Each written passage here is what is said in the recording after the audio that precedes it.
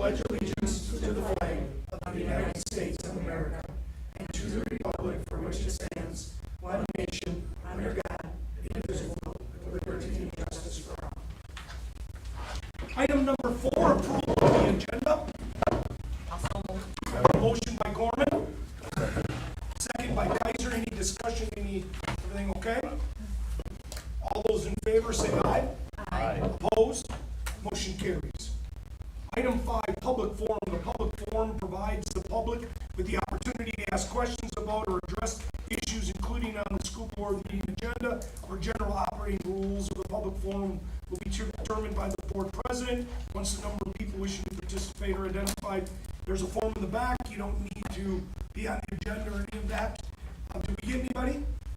Chris, Dan, you don't want nothing you want to ask me about? Okay. Item number 6, new business. Item A, discussion future of artificial intelligence in the curriculum. And Greg, I'm going to let you take it. Well, what I thought, first off, I want to introduce you to Brittany and Jenny. They're from CISA 4. They're heads of the Liftoff Learning Collaborative. So I invited them up here to talk to some about that information as well.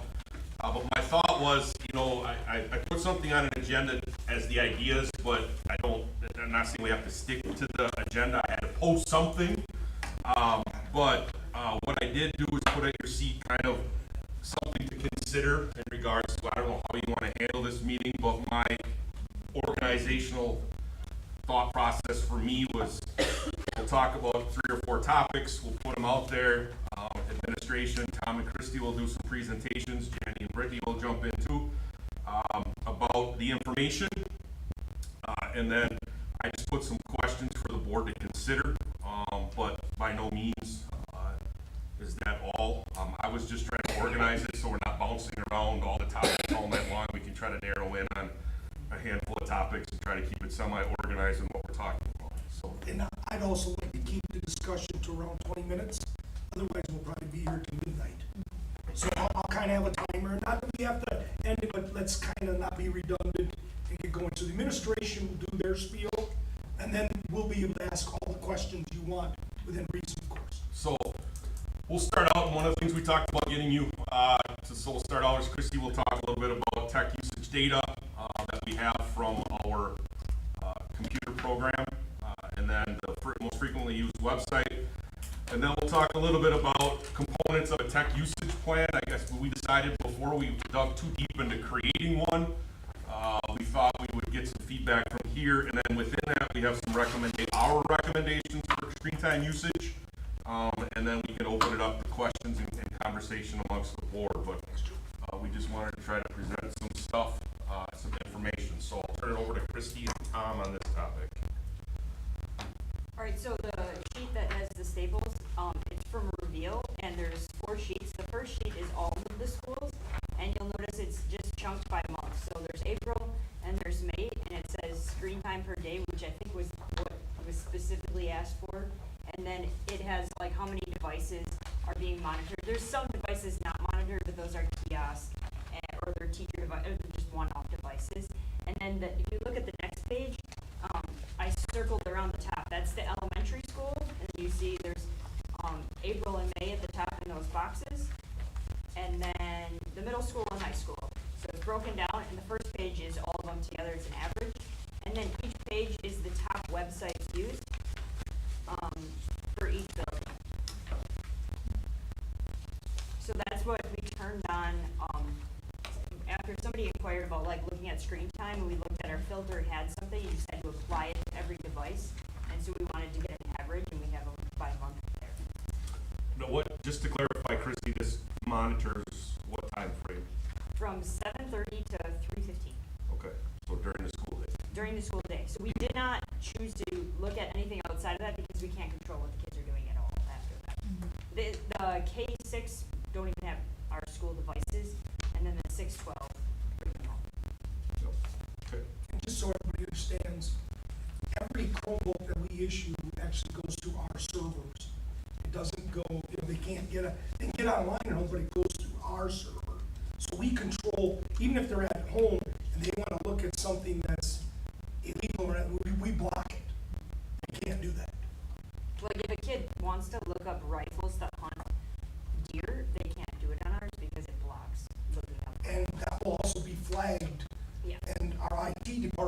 be aware that somebody tried to get to this website, and then we can do the appropriate stuff we So, need to do. I think as you can see, go ahead. So these are summaries of Chromebooks Yep, usage? yep, student devices, yep. So you're looking at about, between the 2 months, about 1.6 hours per school day for, all schools. Elementary schools about 1.2 hours. Middle schools, 1.63 hours if you take the average, and the high schools running about 1.85 hours if you kind of average the 2 out, 1.86. Now, I will also say a couple caveats to this information. Number one is that was during the middle of our testing cycle, and testing is all done online. State testing, forward exams, et cetera, are all done online. So that, you know, it could be part of the reason. I'm not saying it is the reason why it's as high as it is. I'm just kind of putting some caveats out there. Along with that, it just deals with the time that the computer screen is on and open. It doesn't mean that kids are physically, correct, Christy? They're not physically engaged with something 1.6 hours per day. It's more, they're just, the computer is on, screen is open, stuff like that. And Greg, make sure I'm correct here. With the state testing, we have no say in that. They determine you're gonna use Chromebook. Well, they determine you're gonna use the Device, device. yeah. Yep, We can't control it, we can't say, no, we're not gonna do that. correct. And you said it was 7:30 to 3:30?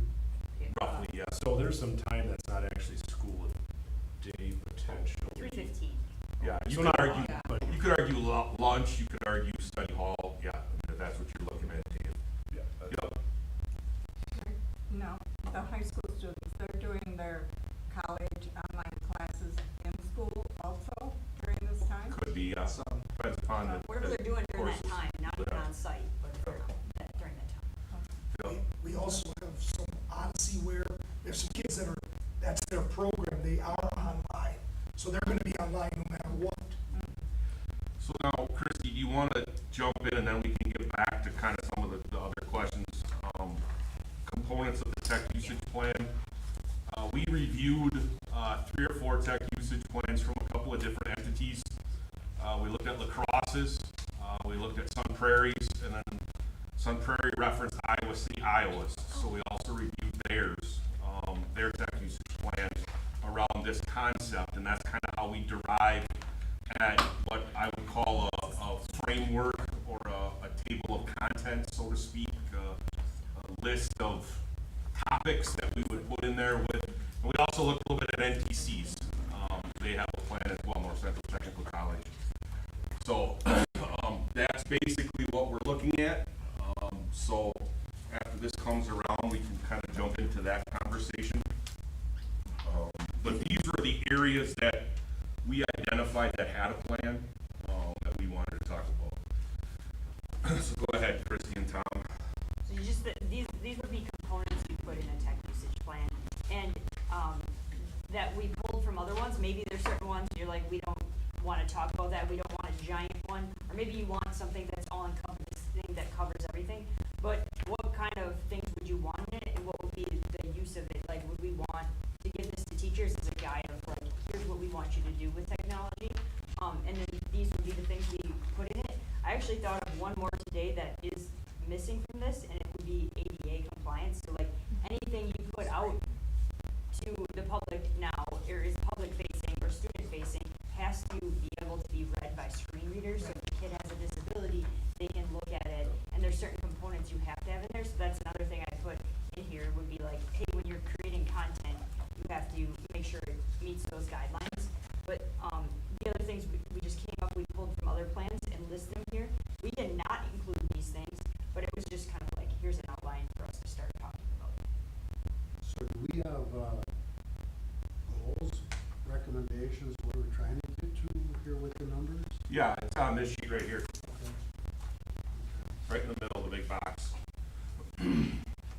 Now, it just in the news last couple of days, I've really noticed that they were talking a lot about AI, and they're talking about Apple products and how they're giving parents more control, that they can go into their student's device and actually take things out that they don't want them to see. But now the Chromebooks, We have that. We We have have that set that? up. So parents have an app. It's called the Securely Home app, and they can and say, they can only control when they're outside of our hours.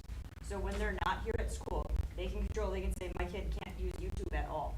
My kid's Chromebook shuts off at 9 o'clock, and they literally can't even log into their It's device. exactly what you can do with your cell phone. So now here's It's a, been in place for a while. right, so, but how many, is there a way to monitor, see how many parents actually are, can you look on that and say, I mean, cause we know, I mean, you got split households in some families, and you know, we have two board members, you know, Megan and Derek both mentioned there's things that they didn't realize you could do, just, and they're involved in their kids' Yeah. education. What about the parents, and I hate to say that, aren't as involved? Well, our devices are filtered, and they can't just go to get to anything, but Okay. we do have kids that are doing math homework because they go to a baseball game and they come home at 11 o'clock and they're doing it, so it's not like we lock devices at a certain time. We could, but they're open all the time, but they do have restrictions all the But time. a parent could go in and do that. Okay. Or is it also being communicated routinely to them to make sure that they're aware of that app that they can use for home use? I think it's it's always been in the beginning of the school year newsletter, but I don't know that it's in more places than that. So we always put in that.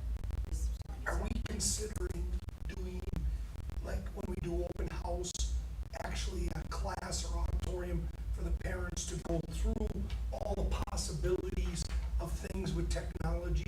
So or maybe we do it 2 or 3 times a year, so they are aware, they can go, or give them at least an avenue to contact somebody if they want to know more about it. We could do that. It's just a good way for people to be aware of it, or if they're struggling with it. Like a lot of parents struggle with Canvas, some of the different platforms.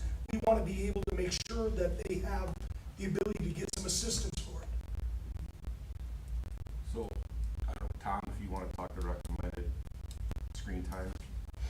So we just took a look at, the results from the reveal, but then Christy and I went into each of the K-3 teams specifically and talked to them about when they're using technology, why they're using technology, for what are they using, what apps are high usage that they see benefits from, what apps do they want us to get rid of, for students because either they're not using them, clean up their class link, or they don't feel that they're productive.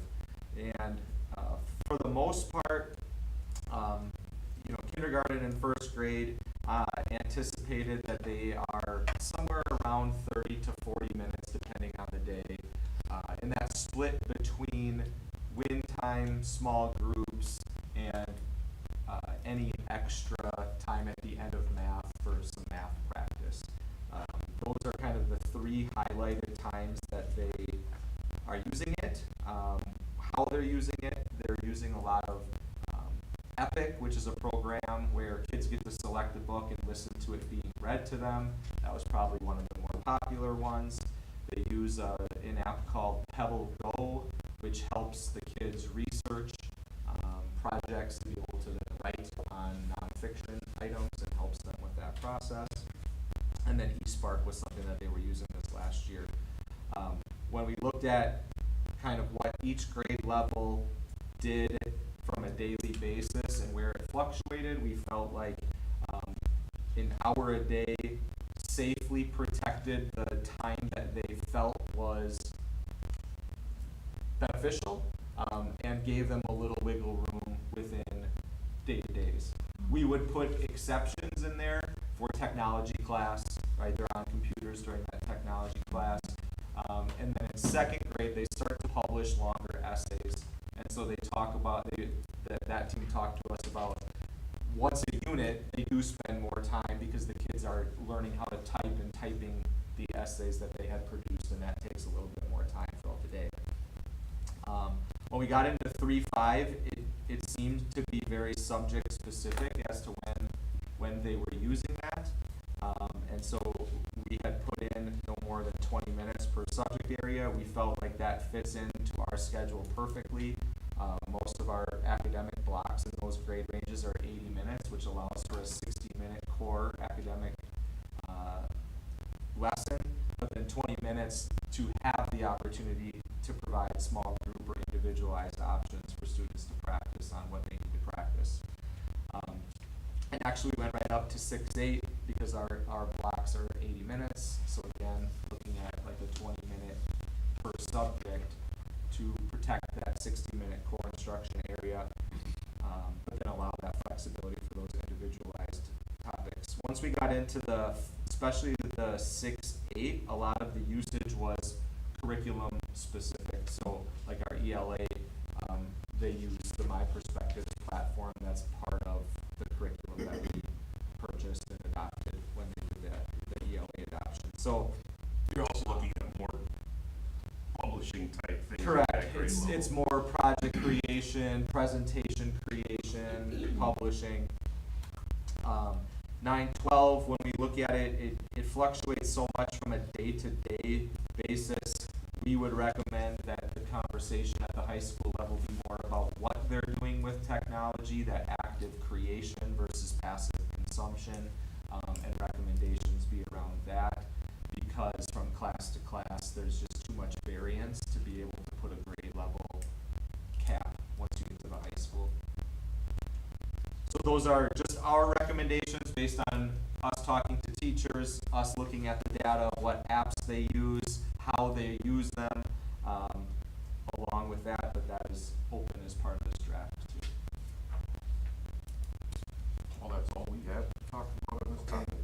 Now is your time to ask questions, concerns, anything you want. Well, Tom, do you feel comfortable with the amount of time, FaceTime? Is that basically what you're saying? Yeah, after meeting with the teachers, I really think that they are really intentional about why and what.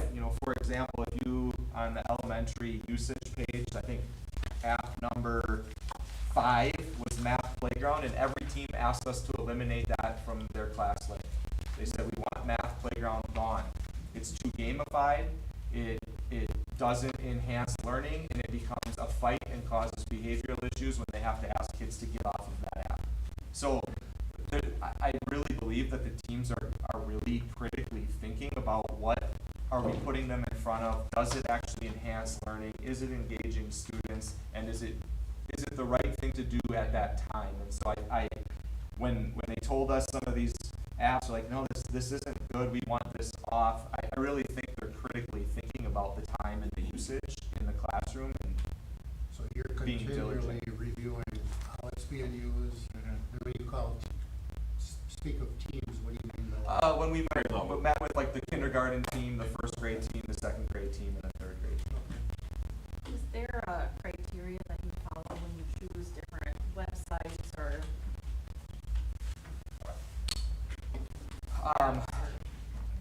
So you Well, like, there's certain things like Prodigy, for example, yes, it's math, but it's mostly a game.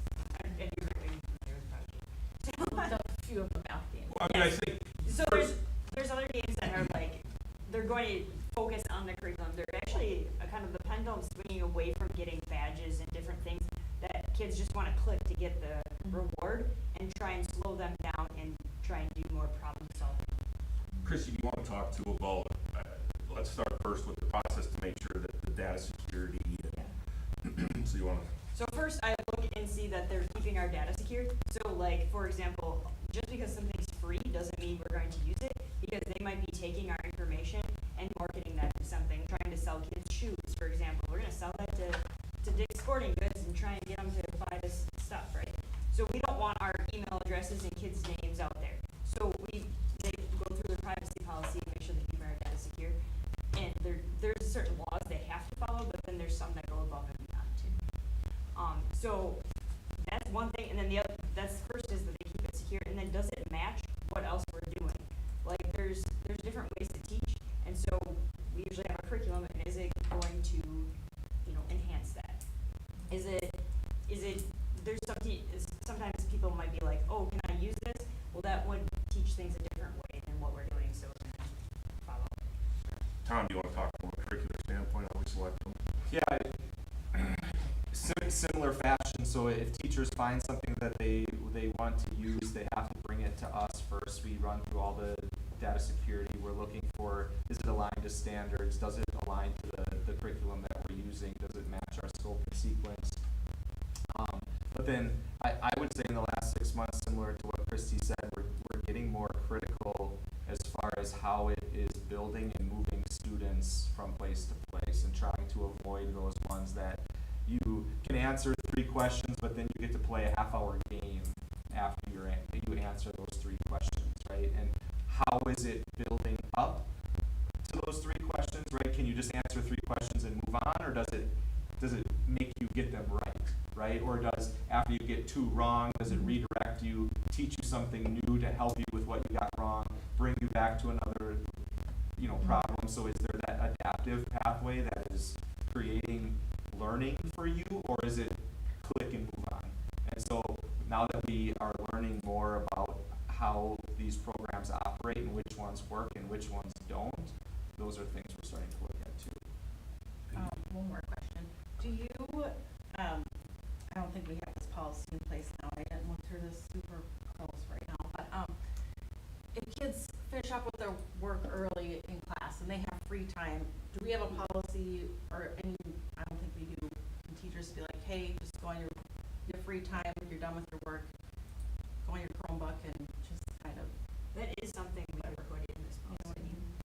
Because I have heard that from parents where they're looking at securely and their kids are searching, whatever, clearly not school-related topics.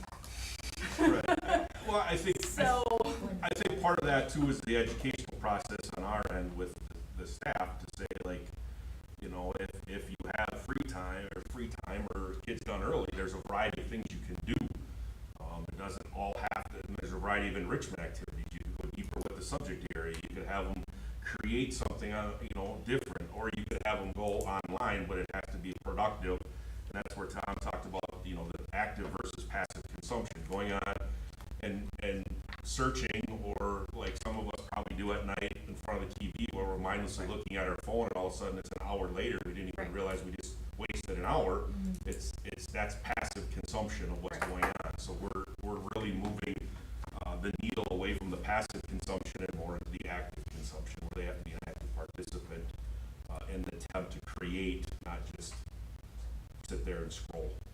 I was actually surprised during our meetings, some of our teachers said when they have indoor recess, they give the kids options, they have to play a game, they can play cards, they can read a book, and the elementary sometimes avoids doing that because then they have to take the devices away, which becomes hassle, and then the kids get in, oh, we have indoor recess, we're gonna play, apples to apples again, and the kids are excited about it because they've built that environment. You should go there, it's in the cafeteria, it's really pretty, it's like all the old board games Yes. are out. Yeah. All the thinking games, and they don't let them play with their electronics. It's really pretty cool.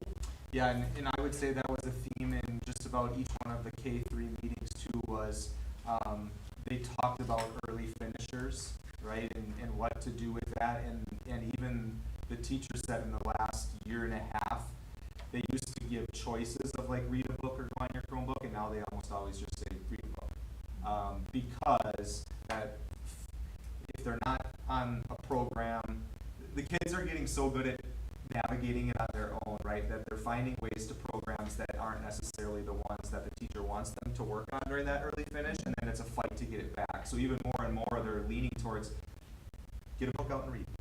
Get a book out and read.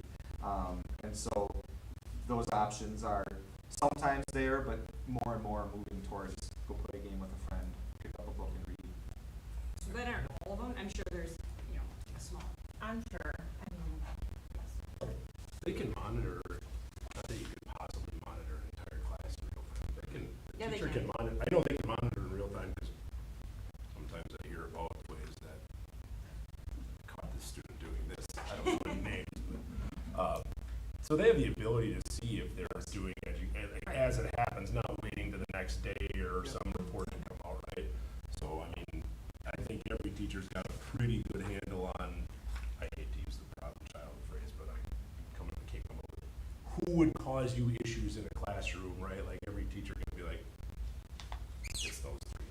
That was just pointing across and on. Chrissy, So they would know where to look. we still have the program where the teacher can actually look at the screen and So see it's what they're, securely too. yeah, with the student, I used to, always question, They are they really doing this? Are they just clicking?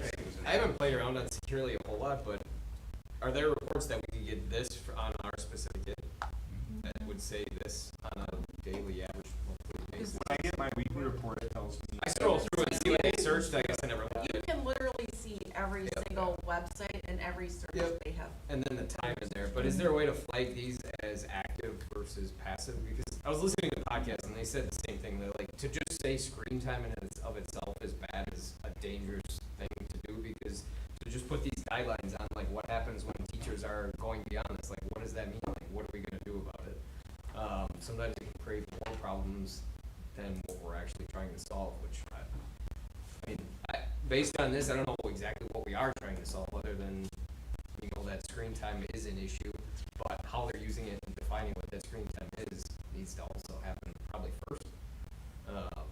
So, again, I'm not opposed to any of this, but I think it's a slippery slope to just say all screen time is created equal and it's all bad, and we need to It's just not, cap it. but It's not. Right. how do you, like we were just saying, how do you limit that passive Right, screen time? yeah. I think that's important. I think to Justice's point, we have to empower parents to know and to make some decisions, because they're the ones that ultimately can We control. can do that at home, but during the school day, we trust that the school is going to, Right, but I don't know that there's a lot of passive. I'm telling I you, mean, are they know. scrolling through Facebook on their No, they can't access. TikTok? As I said, I don't think they can do any of that stuff. I know that they have access to be able to search stuff, but. So are you saying that there's a social media ban in school? No. No. Oh, there's not. No, there should be. I think Yeah. that absolutely needs to be in this policy. Social media on their Chromebooks? However, we could potentially block it. I don't know how you could, if they have a phone, how you. I mean, They we don't could set up the firewall, right? But they I use think their I think data. Facebook, we have not blocked Facebook is the only one, but the kids are not on there. So they They're not. they're not, no, but can they do Snapchat during the day? On our devices, no. But on the personal, they can. They're not on our network. But if they're not on our Wi-Fi and they're going out there 4G sim their own data, then you There's can't. nothing I there's can nothing you can Yeah, there's nothing we can do. But remember, we banned We cell do have a cell phone. Yeah, policy. yeah, so we've They already accept their semi-fixed that. allotted periods. But if parents wanna give them an Apple Watch and have earbuds, like you do, probably as much as on that, but we can't control that. No, we That's on cannot them. control That's that. on the parents. In school, we could try. The to do only it. way they get to Snapchat is if their parents gave them a device. Okay, I just wanna make sure that we are minimizing as much as we can, because I don't think the public realizes how dangerous in terms of mental health this is. And I say that just because, a paramedic that I know in this local area, just within the last 2 weeks, had to pronounce a 12-year-old child dead because he was bullied. And he sent a picture of himself cutting himself to a friend. The friend didn't open it till 2 hours later, and he bled out and died. I mean, we don't know about these things. We don't hear about that. But that's would be social media, I would assume, right? But Or like yes, social yes. networking, but, right, but I don't know that we have control of that. That's. I'm not saying that, but right. we can help to minimize that, because this has a grave effect on young kids. I don't disagree with you, but I just don't know, No, I guess. absolutely. So if we say. So how would we you can do it? try to How would ban we- I social guess if media we as knew much as how we to can. do it, Derek, we'd have done it already, so let's maybe talk about how do we figure that out? I Figure think that- figure out how to keep kids from using their own personal devices. I mean, we already have the policy on that, I mean. I know, I don't know what else you would do. Just take it away. Yeah. The policy just has to be followed. It's gotta be enforced. Right, Yes. yep. But we can do this, just so you're aware of it. If some kid is doing a search using our device on Google that is hazardous or bully, whatever it is, we get flagged immediately. And we can know and address, and I know our principals have done it numerous times, IT have said, when I was teaching, it happened. I would say about once a month, maybe, we get a text message that says a kid's doing something, you need to find this kid. And we will call the parents if it's a Friday night at 11 o'clock. We will call until we get through, and if we don't, we will call the police to go That's to good, and thank you for doing that, because So- that could absolutely be saving lives. Yeah.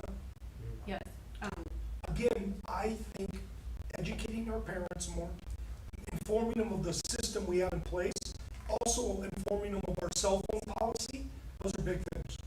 yes. And we're doing that already. I think we just gotta keep on doing that and stick to it. Well, currently, are they parents signing a form yearly on their Chromebooks, where we can incorporate some of this language language and maybe like a how-to for them if they are afraid to come and ask and say, I can't figure out how to watch my kids' usage. Is there something that we could do that? Oh, so not just securely home, but show parents how to monitor their own kids Yes. on the screen? Yes. Got it, okay, their personal I stuff. think you had something else, Jessica, right? I do, yes. Thank you for letting me finally get a couple of words in. So I am concerned that we're grouping the 3 to 12 grades basically, or I should say 3 to 6, all in the same category, but it should be broken down a little bit more, because just the maturity level, the effects on the brain, you can look at the Surgeon General, released a great report in May that has tons of medical research involved into it, in terms of the screen time usage creating skeletal muscular issues when there's too much of it, because we all have poor posture when we're using our devices, especially the personal ones, myopic issues, the mental health.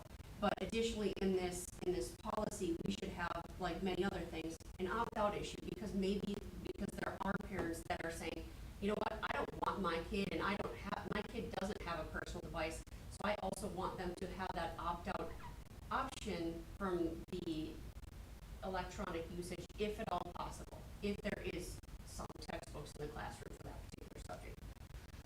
Yeah, I think we have provided that option. I think the parent though would need to understand, and not against that, I think they just need to understand that, like, STEM class, you know, when you go to Chris Olson or Francis's class, there's gonna be computer usage, or if you're in a CTE classroom with the material handling robot, yeah, there's gonna be computer usage, or the state testing. I mean, even the Ames Web for the Act 20 testing involves some computer usage for I kids. think in my mind as a parent, I'd be okay with that, learning how to use a computer, but maybe not doing a math game on the computer, for instance. You know, there's a difference. I think we're on the right track where we are analyzing, we're using data, and we're trying to improve and get better and respect some of the wishes of parents. And I have them think just having this meeting is a step forward, Yeah. in my opinion. One thing to speak to you, we did move the grade up. We had kids take them home at 5th grade. Next year, we're actually going to 7th grade. So kids, they're getting their device, 5th grade and 6th grade, they're keeping it at school now. So they don't take it home until 7th grade now. And the reason that came about is there was a conversation among teachers, and they thought starting in 7th grade, kids do homework outside of school, versus up through 6th grade, they wouldn't need a device to do homework outside, so that was the reason. But we could look at moving that up even higher. I feel like in 8th grade, they're doing actual homework outside. Sure. In 7th grade, that's what the teachers felt was the right year. It's a maturity thing, and have we also even had that conversation, partly because of budget, but partly because of brain development, not even having Chromebooks in the elementary school? Or to just have it at labs, you know, where here's your devoted time, and there's not every child has a device where it's just devoted lab time, and you go in shifts to use it. We have had conversations about going back to shared carts. There's a scheduling issue with that, because usually an entire grade is doing English at the same time, and they usually all need it the same half an hour. Not that we couldn't become creative with scheduling, but we could go back to shared carts, and then it would save some budget, but it would definitely have to be a scheduling issue. We have about 3 minutes left, so we need to get our final questions and answers in. I got a question. How did you come up with these recommended screen time limits? We took a look at current usage as well as just this report, and then talking to teachers of what they felt was beneficial, and compared it as a time component in relation to the core instruction. Any last questions? Now, I think we should probably obviously come back to this topic in a few more board meetings, just to get more feedback, more information, things like that. But I like what we're doing here. I think there's obviously some people that have some concerns with the K2, and then 3, and we should look at that a little bit more. I would like to probably see a little bit more data, because I'm a person that would like to monitor my own kids' usage, And so I took it upon myself to do that. And I think more parents, and there are some parents that they want more tech time. They do. I'm not saying everybody's on the other spectrum, so we always have to come up with a good balance. Any last minute questions? I think you're right about that. Having a balance is good. I think it's important just to have a policy in place to know that we are respecting that balance and that each individual teacher is. Because at this point, it's really the teacher's discretion. Is that correct? Correct. Yes. But I think we set up some guidelines, and we gotta make sure that if somebody is not following those guidelines, we have to get them to follow those guidelines. So I think one of the things that we did touch on in the recommended time that I just want to bring up is we are talking about 1 day per month of entirely screen-free. And that could be talked about. Was that right? 1 day a month where it's entirely screen-free, K-8. It's hard to do that 9-12 just because of some of the online. No electronics Thursday. That's what we I used mean, to do a long time ago. we're looking at some of those things as well as part of this tool plan, that we have in front of, that we've started to lay out. So if the board is okay to try to put a poll on this, I guess you could say, do you want us to continue to start putting words to the draft of the tech usage plan? I mean, Yeah. start the creation of it, and then go from there, and we can hammer out the individual I details. think it's a big enough deal that the whole board should have a look at some of it. Yeah, I don't disagree with that. I'm just, we didn't want to get too far into creating one if the board was like, Is we're every- going a different direction, because it's time consuming to put something like this Is together. everybody comfortable with the direction that they're going? One of the Some things I concerns want that to are know addressed. would be added to this would just be finding out, one of the things I was listening to is like IEPs. So there needs to be exceptions for that, obviously, and then it's also, like, some of the 504 students, some of those households. students need those, and it also, like, almost calls out students when it says, hey, this one gets to use a Chromebook on this program or this thing, and it's like, that's kind of a thing we need to address somehow, because it does single them out. We do have a policy on adaptive, it's called adaptive technology. So yeah, we do have a policy that addresses adaptive technology for But if we were to students. start limiting it for others, all of a sudden, just say, hey, well, here's the kids that get to use it. We have to wrap it up last minute.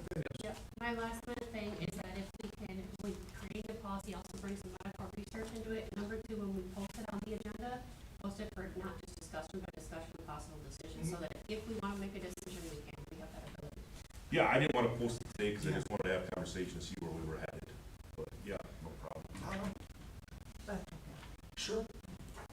Okay. Obviously, that's item A and B. We're gonna go to item C, correct? Role of the liftoffs and. Well, we want to talk a little bit about AI, so I don't know if we want to merge these two together, Tom, Christie, and Jen, kind of. First thing we wanted to really do was define AI, because I think there's a lot of different definitions of what AI is. There's generative AI, there's large language models, and there's AI is like a large term that people are using, but there's a lot of different little aspects within it, little silos you can go off on. And we wanted to identify and define what we mean when we're talking about AI, so we can get a better handle on it. Because I think a lot of people jump to ChatGPT as AI, but that's not all. That's one part. That's one little corner of the market. So go ahead, Tom.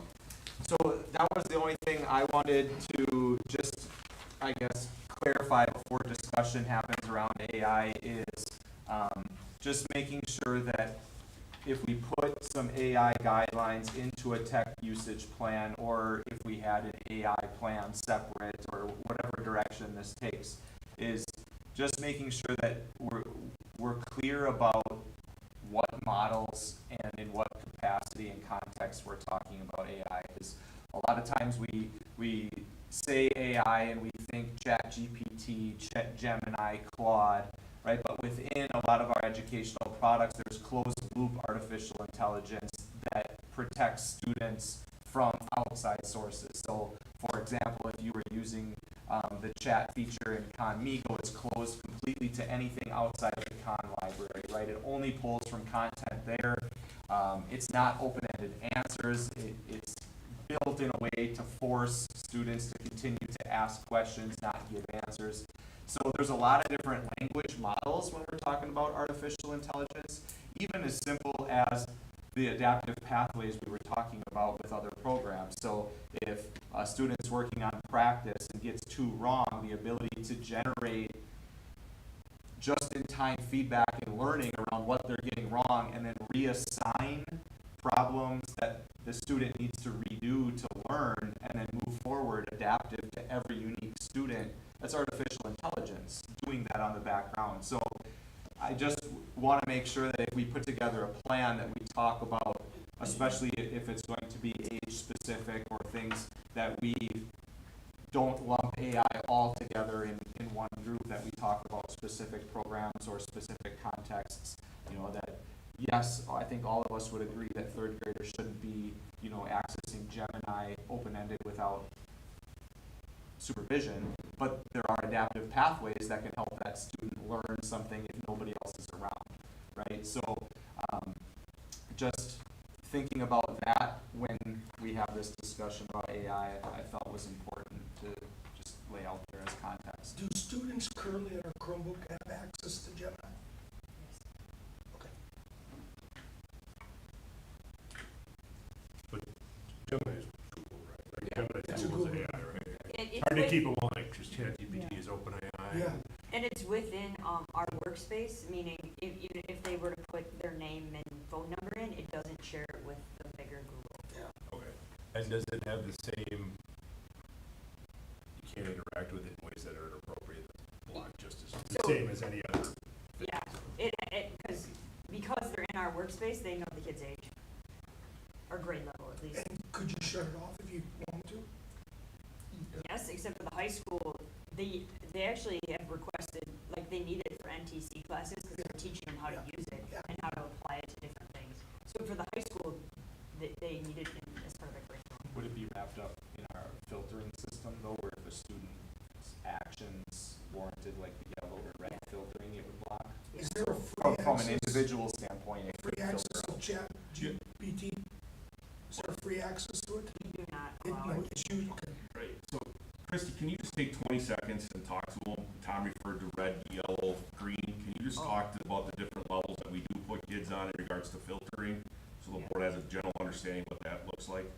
In general, our so kids start out on the green filter, and it is pretty open in Mosinee. They can get to YouTube, they can get to different things, and the purpose behind that is we're trying to prepare our students for an unfiltered world, because most kids, when they get their first phone, there's no restrictions set up by that parent, and they can get to anything in the world. I would say good parents have some sort of restrictions on their phone, or they're monitoring it, or checking it, or looking at the kid's phone. But when they get our Chromebook, it is filtered, but they can get to certain things. The kid can look up motorbiking all they want on YouTube and watch that endlessly, like my son does. And he can, Watching them, people play video. you can watch other people play video Here we games. are. They can do things like that. They can't get to the video games if they want. So, because we want to be able to teach behaviors that we expect when they get beyond our walls and can't control them at all. So we're trying to prepare them for that unfiltered world. And so they do have a lot of freedom on their device. Some kids cannot handle that freedom. So they get moved to the yellow filter, which means they can't get to YouTube. They can't get to their settings, because some kids get really obsessed with making a really big mouse and zooming in and changing all their colors, which is important for some kids who have vision issues and they can't see the little mouse, so they make it bigger, or whatever it is. Or we have an autistic kid that just goes to YouTube and watches marbles fall all the time, and they can't do anything else, so then we have to block YouTube because that kid is obsessed with marbles.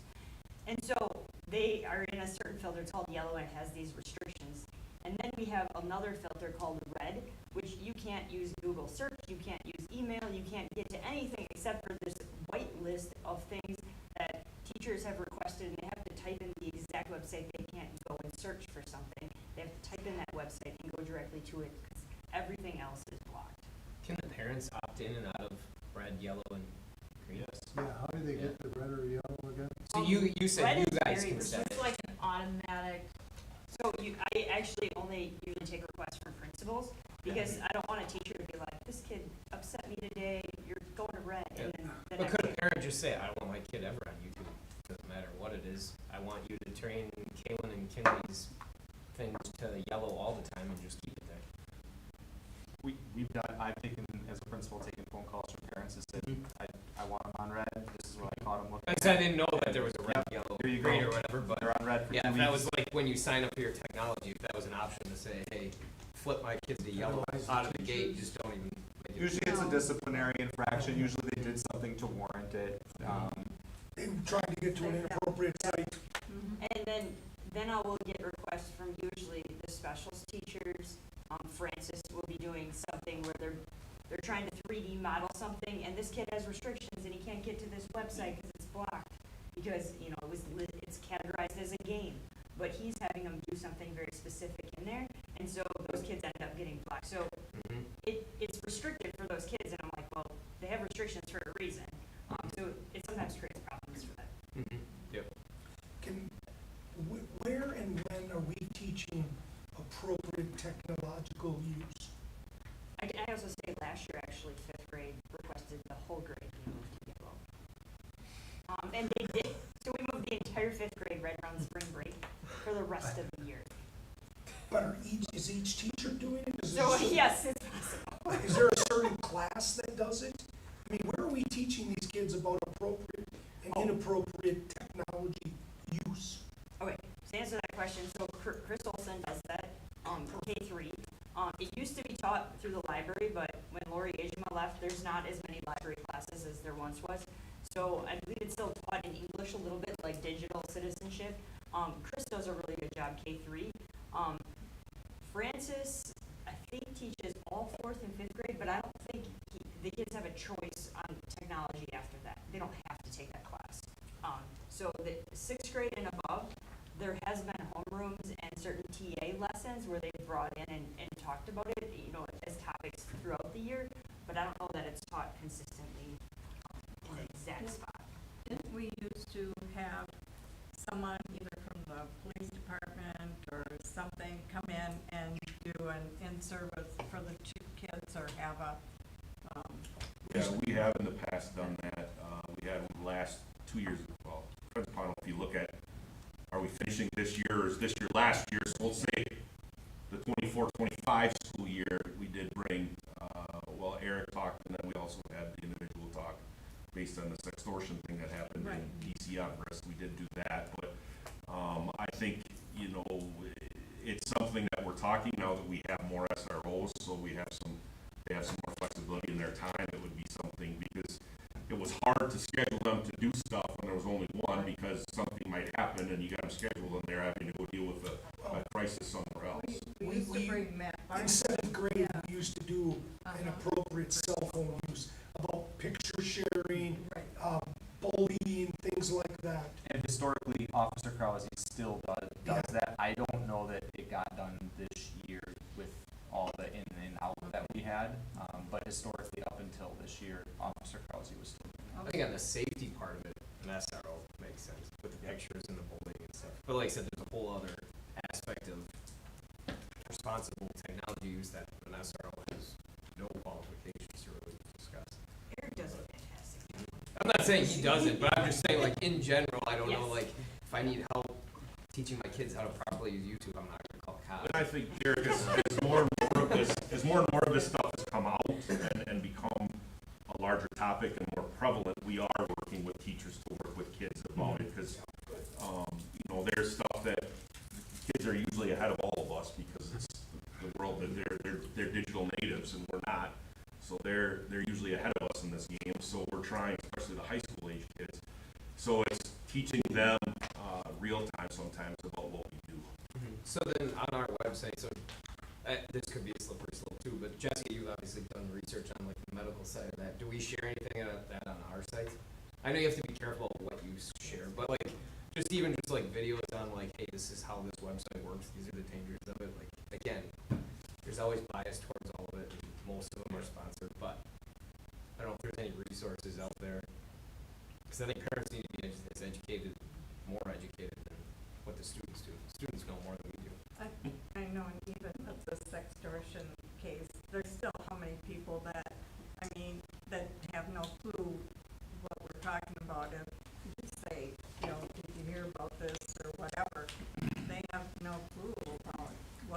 or what happens, or how it happens, and Well, who it usually affects. I think because of the conversations we had last year, if I'm not mistaken, there was one this year that was gonna be a sex torsion concept that Eric was talking to me about, a high school kid, that because of the conversations we had last year, the student went to Eric and we were able to squash it. I mean, it was an attempt to extort money, and things with AI generated pictures of the kid.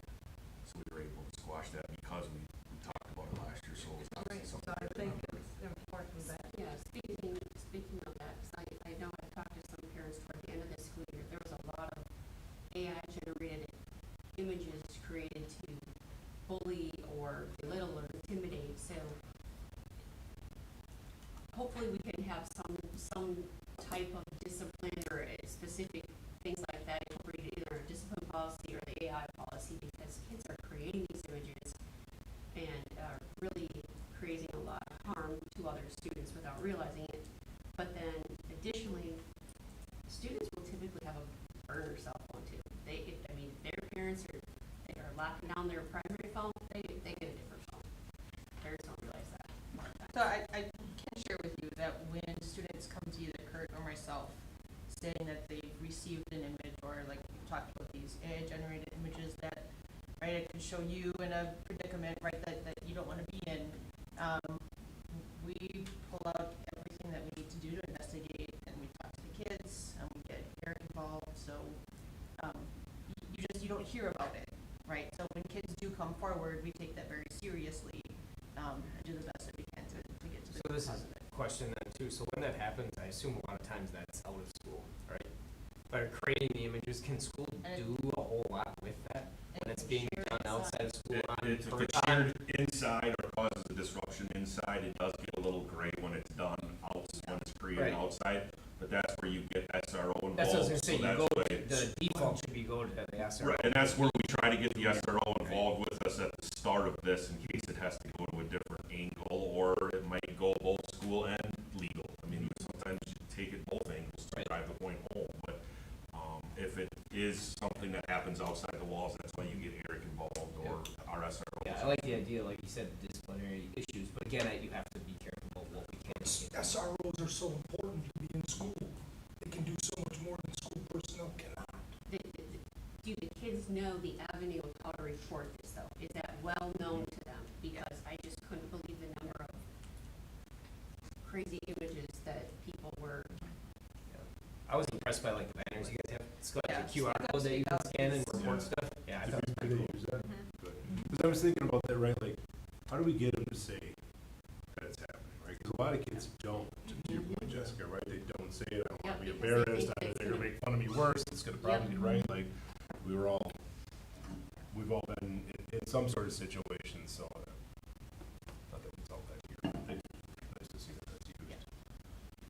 And perhaps maybe if they see the response that the folks that did say something get, maybe that will encourage other kids to be like, you know what, they helped them, maybe they'll help me, or whatever the case is.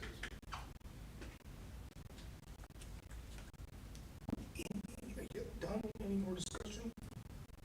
I like the definition or defining what AI is. Or nobody knows. You can't define it. But just saying like, yes, there's an active part of this, and then sit and say like the math curriculum uses AI, so that means we're using AI for an hour a day. That's very different than just sitting in ChatGPT and trying to run a report. So. Right, yeah, and write your English paper. Right. AI's got different meanings in different Yep. subjects, Mhm. but Well, we not- should have enough definition for all of those different. Right. Yep. places. The same as screen time. You have to define what screen Right. time is. It's not all this creative people. It's obviously gonna be, ever changing, so I would keep that as a standing Yeah. item. I think we should have many discussions about it constantly. Should be on the agenda all the times. It is Yep. a topic of conversation we have frequently at our weekly admin meetings, so it's on our That's good. mind. As far as policy goes, like it's gonna change all the time. Well, that's the one thing I would say is, you know, difficulty sometimes with putting stuff in policy and having it, but there's a balance between having it prescriptive and leaving it a little open. When you get it so prescriptive, number one, it takes away discretion about not all is created equally, but then it also, policy typically doesn't, it's like law doesn't keep up with society. Policy doesn't keep up with society. So by having it a little bit loose, it gives you the opportunity to stay current, because otherwise, like, think about for us, it would take us 2 months to change the policy by the time we had first and second readings of it. Well, a lot can happen in 2 months. I can tell you right now, what we're talking about AI today is going to be different 2 months from now, which will be different 2 months after the policy we approve tonight would be then. So, you In know, a couple of years, it'll be a different name. well, they say, you know, and trying to get you two to jump in, what does Mike always say? Todd Wanek has said that the revolutions were occurring like every 100 years or whatever, and now revolutions are starting to occur 20 years or less, or every 6 months, or every 6 years. So to your point, Joe, what used to take a generation or multiple generations to occur, think back to the Industrial Revolution and some of that stuff, this stuff is now happening like multiple times within our lifetime. Well, and AI's been around since 1956, so it's not new technically. Right. But the AI that we have access to is what's fast and growing. So anything on AI before we turn it over to these ladies on lift offs? I would just share a little bit of data that we were able to gather. So using eSpark with our students, and we've shared what that is. That's that adaptive pathway program that our students had access to in reading and math. So what we did was we took the students who had met and mastered at least 9 standards within the program throughout the year, and compared it to their expected growth versus students who hadn't done that. In our K1 group, for the early numeracy, the students who had done at least 9 or more standards had a growth percentile of 63 compared to those who didn't, had 57. In early literacy, those who had met that mastered standard limit had a growth percentile of 59. Those that didn't had one of 40.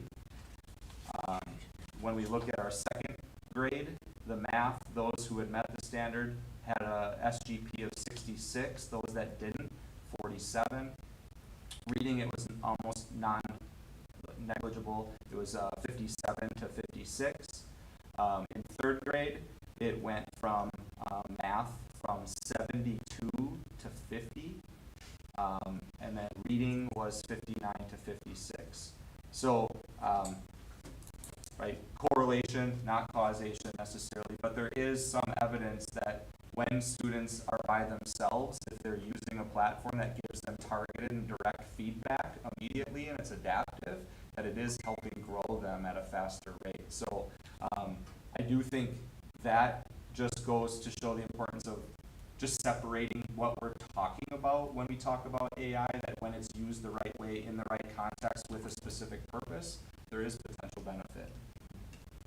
It's interesting when you separate the subjects too, because like you said, reading, you can see how it doesn't necessarily help, but getting immediate feedback on a math problem. One of the comparisons I had in a podcast was like, you don't teach kids how to shoot free throws with a blindfold and then tell them how many they made afterwards. That's how math homework always used to be. Right. So when you're getting that immediate feedback, you're constantly knowing, hey, I'm doing this wrong, this is how I need to fix it, not turning a paper and 2 days later, I got it. The one thing I will say, I understand reading, but I would fast forward that to upper level, older grades, I mean, around ELA as a class, not necessarily reading, but like writing. You know, we talked, or we use as an example, and at that time, Mia was working for CISA, Michelle Belo's 8th grade class, and about how, you know, when she was having to give feedback on writing the line stretched out the door and around the corner, because, you know, how many times can you give a kid feedback on a writing assignment when they're standing in front of you? It's, what, 7, 8, 9, 10 kids a period, and then you're taking home 100 3-page papers and expect to give the feedback, where the ones that were using an AI platform were getting that immediate feedback right away that helped with the writing process. Now, that doesn't mean that that was the end-all, be-all. There still was the teacher involvement on it, but it sped the engagement process up and the feedback process, because I can tell you from my experience, whether it be coaching or teaching, if you give kids downtime, nothing productive is going to happen. If they're standing in line waiting to talk to the teacher, nothing productive is happening in kids 3 through however the end of the line is. That's beneficial to any educational situation. In fact, it's probably taking time away from the teacher, redirecting what's going on line 3 through the end of the end of it. I wish I had AI when I was doing my master's rather than a typewriter. One thing I'll just jump in. checkers for that. One thing I'll just say too is we've been lucky enough to work with, it's called AI in education, and then also with Digital Promise. And Digital Promise is one of those online sources that vet every type of educational platform, every type of educational thing that's out there, just in terms of just many data points. So it's one of the most trusted in the nation when it comes to safety, security for students, as well as that AI EDU work. They're one of the leaders in AI in education. One thing that we were lucky to do is actually write some of their AI literacy lessons, and so some of the teachers have actually been engaging with some of that online safety around AI. So when we talk about image generation, that's a huge thing that kids think is fun, but they don't actually understand what's actually, who owns that, and what's the misinformation that may be present in there, what's the bias that could be in those pictures. So we've spent a lot of time developing K through 12 AI literacy lessons that a few of your elementary school teachers actually utilize to teach the safety of AI and the harms and the misinformation and the bias. So getting kids to understand the good, bad, and the ugly, because right now a lot of times kids think it's just fun. And so it's really this worldly perspective of, we have to really be critical consumers of everything that we see, that we read, that we hear, because we have no idea what's created via AI. And so it's really starting at that early elementary age, because we do know that sometimes there are children that have unfettered access to a smart device, that going at home, they might not have their school computers, but their parents give them a tablet at the dinner table, right? We know that happens. So how can we then provide that safety and security for our students? So we've been really working hard at developing those lessons. Last comments, anybody? We're gonna go on to item C then, discussion rule of lift-offs. I invited these two. They're the work behind liftoffs. I've had the pleasure of working with them now for probably 4 or 5 years on this conversation, and it has evolved. One of the things I wanted to start out with, and I'm not 100% sure exactly what you're going to cover, but we've talked a little bit about it, but a lot of this conversation we're having around liftoffs is about student engagement. And I know, Jenny, you wrote your doctoral dissertation on student engagement, which ended up being the dissertation of the year in the United States of America. So it just shows you the value of the information that she was able to get. And then her and Britt have been involved, and they've been all over the country. I don't have any of that cool stuff. So. She was doing other cool things with her time. Yeah, Britt's just normal. Actually, not that normal. I'm from North Highway, Greg. Yeah, that's right. You're from Luck. No, not from Luck. You're from Bruce. Yeah. And don't hold anything against Jenny. She's from Medford. True. Sorry. Don't hold anything against her for what she's going to say next. So, Yeah. turn Well, we over. just want to say thank you so much for allowing us to be there. It's allowing us to be here with you and have this conversation. So just a little bit of background about me. Can I interrupt you real quick? Yeah. I also want to tell the board, we greatly appreciate it. They were in Lake Geneva this morning, presenting. Well, actually, we met with the DPI In Madison, then went to Lake Geneva and drove up here Yeah. from Lake Geneva through the storms to get here. So, Zigzagged a little bit. Yeah. The stores were constantly behind us. We were traveling the tractors. I just cannot believe Greg just gave you water. yeah. If we get out of here early enough, no, I'm kidding. Go ahead. So thank you so much for having us be here.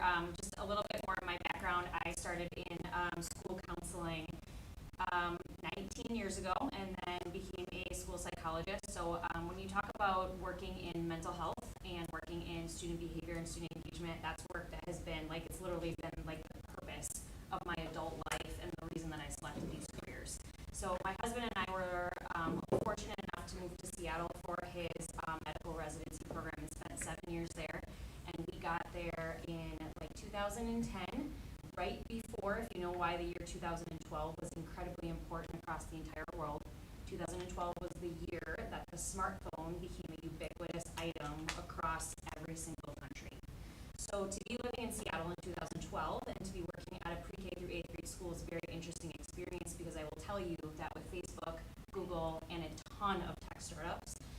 our children and their families had access to beta versions of absolutely everything. So when we think about the conversations and the concerns and the worries that you have here today, please know that I have been living that life and screaming from the rooftops for almost 20 years that I need people to start paying attention to what is happening when we are putting technology in the hands of tiny children. And you don't have to trust us, you don't have to trust what we are trying to do, but I want you to know that, like, as a person who has literally done counseling with 5-year-olds who are so addicted to their iPads that they are telling me that they love their iPads more than their parents, like, there's nothing that you could do or say that could shake my conviction about how concerned I am about technology and children today. And having watched all of that, what I want you to know that I really settled on across this all this time working is that the real thing that we need to be concerned about is that idea of persuasive technologies. So persuasive technologies is this multi-billion-dollar business where they have brought in literally the best, most talented, most complete minds across the entire world, because everyone has known for decades that the way to make the most amount of money is to addict all publics across the world to technologies. And they have seen that, and they have made an incredible amount of money on that. So when you think about what persuasive technologies are, that means that they are creating these major teams that are incredibly capable, and their entire job is to addict not a 5-year-old, but to addict every single person to utilize and interact with their device, their app, their platform, or whatever, the maximum number of minutes possible. And being in Seattle in 2012 and working in a middle school, you can only imagine what happened during that time when all of my kids got access to social media, when not a single parent actually knew what was going on, and not a single child actually understood what they were using. And I will tell you that the only children in our entire school who did not get personal cell phones during that time were the people who were CEOs and that C-level suite at Facebook. And their children were banned from personally and their family from using any technology. And I want you to think about what that means and what that meant for us. And now looking back, there's been so many whistleblower texts that have been put out about what was actually going on in Facebook and in all of these companies during that time, where they were very, very well aware that they were addicting a generation of kids to these social media platforms because they knew if they got them young, they would have them forever. And that has created an incredible multi-billion-dollar market.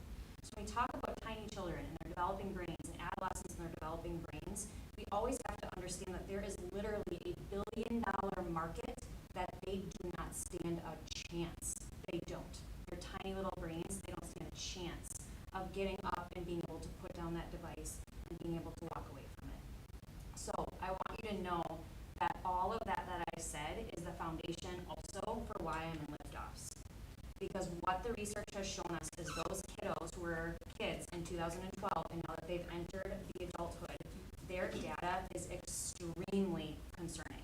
And what that means is when you grow up with unfettered access to these persuasive technologies, it dramatically reduces your health, it dramatically reduces your wellness, it reduces your mental health, it encourages risk-taking behaviors, it damages relationships, like all of these things, we know that now. So when I wanted to get involved with liftoffs, and you might not trust what we're doing here with technology, but it's because I saw an entire generation grow up without any barriers to technology, but also without any intentional instruction about the way in which we all, as humans in this society, have to create a healthy relationship with the technology that is around us. Because we have had conversations, at all these schools I've worked at for well over a decade, about banning technology. But we also know, based on the research, that there is no getting away from technology. I just tried to buy a vehicle a couple of years ago, and I wanted no screens in the car for my kids because I was imagining it. You guys, it was so hard to find a new vehicle where every seat did not have a screen.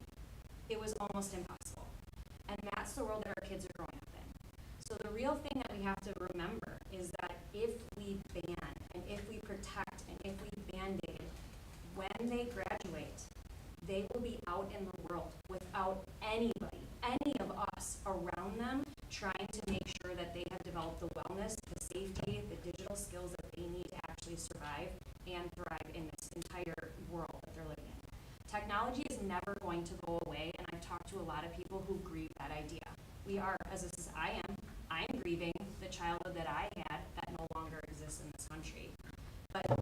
much money technology makes the world, no one is ever going to choose to turn it all off.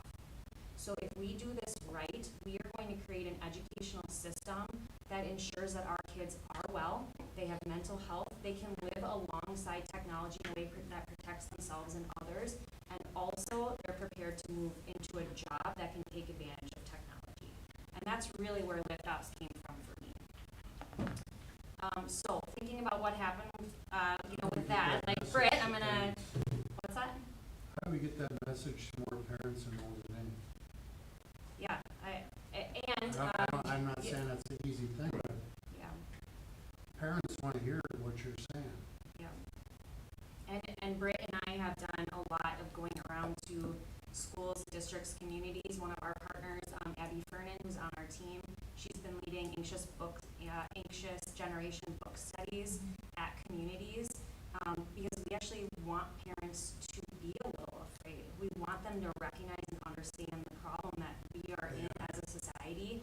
And Joe, I also would like to say, you can't take the most under-resourced system in the entire country and expect us as an educational system to solve this problem for society. This is a whole society problem.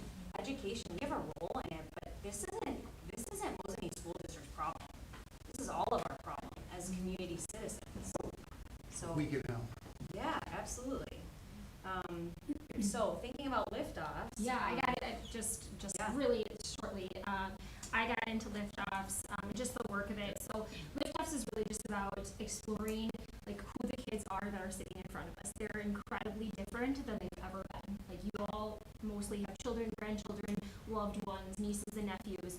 They are very different than we are. We grew up in a very different world. Our brains are different. And so what we really started to think about was how can we tap in to the positives of this generation, but also know some of the unintended consequences of their phone-based childhood. So this idea that they are more anxious, that they are more risk averse, that they do have a little bit more of that safetyism, but also know that there are incredible positives with this generation. They're the most digitally literate generation. They're the most creative and innovative that we've ever seen. They're going to solve world problems that we would have never even come to realize that we could solve. So the idea behind that is how can we really rethink the school day for them so they aren't these cogs in this wheel shuffling from one class to the next class. Because I came to this work because my own child, I was an associate principal at Holman Middle School, so a very large middle school, and I was dealing with the discipline. I was dealing with all of that stuff, and one thing was attendance. And my own son, going to Onalaska Middle School, would cry every single morning. Very, very smart child, very athletic kid. He cried every single day because he didn't want to go to school because school was meaningless to him. It was not relevant. It was not real world. It was not hands-on. It was not something that got his brain to actually tap into that creativeness and that innovative part of his brain. And so I did what the thing that I didn't want as a principal. I was like, sure, you can skip school today. I'm not fighting this battle of a kid who absolutely hates it. Like as a parent, as an educated parent, to have my child come home to say, I hate school.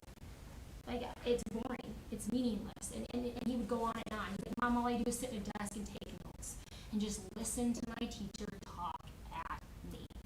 And so I think that was just this, like, stark realization is, like, the general population also feels this. So, like, research is saying that 71% of the American population wants something different for their children's educational experience. And what is that? What is that difference? We know that there is a huge movement to charter, to virtual, to micro schooling. So what we started to look at was like, what is the true, and this is where Jenny's dissertation came in, because really when we look at the history of education, the way we know it, was made for the factory model, right? To get kids to be compliant, to sit down, to be able to do the same meaningless task for 8 hours in a factory. And the bell tells you when you can eat, when you can sit, when you can stand, when you can go to the bathroom. And that's what factories were built on too. So we are living in not a factory world anymore. So we know jobs are rapidly changing, skill sets are rapidly changing. So that was kind of our question and kind of theory of, really how can we start to put pressure on the student experience so that when your child comes home and says they hate school or, whatever that may be, we want to put pressure on that statement and say that how can we change that system that our children are belonging to, so that we can create students that are the next generation of amazing kids, where we can meet their mental health needs, where we can really develop the whole child. And that's really where Lift Ups came about, was this exploration of like, what are the current problems that we're kind of facing. And the biggest one, and I know that's where your dissertation came in that you can speak to, was it's not student achievement, it's student disengagement.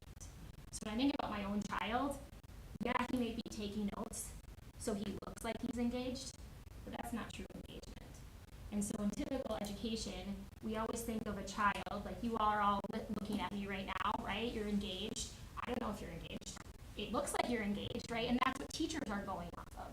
So if teachers are talking at the kids, and the kids are just passive consumers of whatever the teacher or whatever the book is they're reading even, what's to say you're not thinking about what you want to make for dinner tonight, or what your drive home is going to be like, or what's going to be meeting you at home?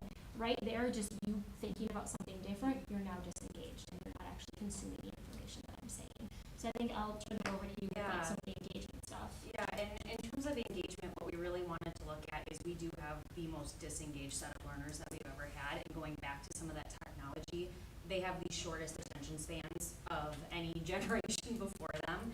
And when you put a whole bunch of kids who can't pay attention and struggle to find meaning, and you have brains that love color, flashing, like all of these lights, having a teacher stand up and try to talk for 10 minutes is an incredibly difficult cognitive task for our tiny little learners. So one of the things that you can do in that situation is we can try really hard to force kids into an outdated model, which is sit and listen and do your work. We can try that. And I will tell you there are districts who try that. And what we're seeing across the state is absolutely skyrocketing behavioral problems. And I want you to think about what is the cause of that. Because there's a lot of different causes of that, but really who wins the game in a traditional school classroom is who can sit still the longest. And I don't want my kid to have to play that game to win school. I want them to be actually doing something. So when we thought about how are we going to solve this disengagement crisis, it is not forcing kids somehow to go back to a model where they sit quietly and regurgitate information and do work, but it's trying to create a brand new type of classroom experience. Now for some of you, this is something that's out there, so I'll just address it right now. We started Liftoffs as a pilot, and the pilot was this: a group of superintendents who said, I'm interested in what it would look like to create a brand new educational experience for a group of kids. And I'm going to take a group of teachers across 7 or 8 districts, 51 teachers, I think we had our first pilot group, and their superintendents gave them permission to try and innovate and do something new in their classroom. And the one thing that we did ask them to do, because there's so much research around personalized learning and how beneficial it is for students, as you just heard in that data, is we did ask them to try and include some type of personalized learning platform. So very quickly, Liftoffs became all about AI and putting kids on screens, but that is just some of the rhetoric that kind of got out, because during that time what we were really looking at is how does some of this personalized learning apps and platforms actually help kids, and what are the ways in which we see some detriment. One of the things that I just heard Tom talking about earlier and Christy was we've decided to turn off some of these platforms, and you know why? Because ed tech platforms are also starting to use persuasive technologies to try and addict kids to platforms that they say are good for kids because they teach them math and reading. And I heard Tom say, we are not going with those platforms because we don't like the types of things that we're seeing them do to kids' brains. So when we're thinking about that whole idea, Liftoffs did start with us trying to find the strengths, weaknesses, limits, barriers, and structures that we did want to put on some of that emerging technology use in the classroom. But the other thing we were really looking for is what else is happening in these really engaging classrooms that's creating a type of experience for students and teachers where they're super excited, they're getting very rigorous learning, they're getting some of those hands-on opportunities to have real life skills, and we think that they're actually getting ready for the future. And Liftoffs was born out of that local research, of that pilot, of what is actually happening in these incredible classrooms where kids and teachers are actually both really, really excited. So of those 4 core experiences. Yeah, so we really fundamentally with a lot of our research have found that in order for gamified and get that, like, if you were, oh, look at you all being prepared at town. We have a I slide didn't know deck. if you were gonna make No, it. we have a slide deck, so, That's great, Tom, thank you. I have pictures of classrooms that if you saw some of these pictures and Well, you they could, put it on the thing. I Me mean- and Tom thought we shouldn't use technology tonight. oh. Screen time.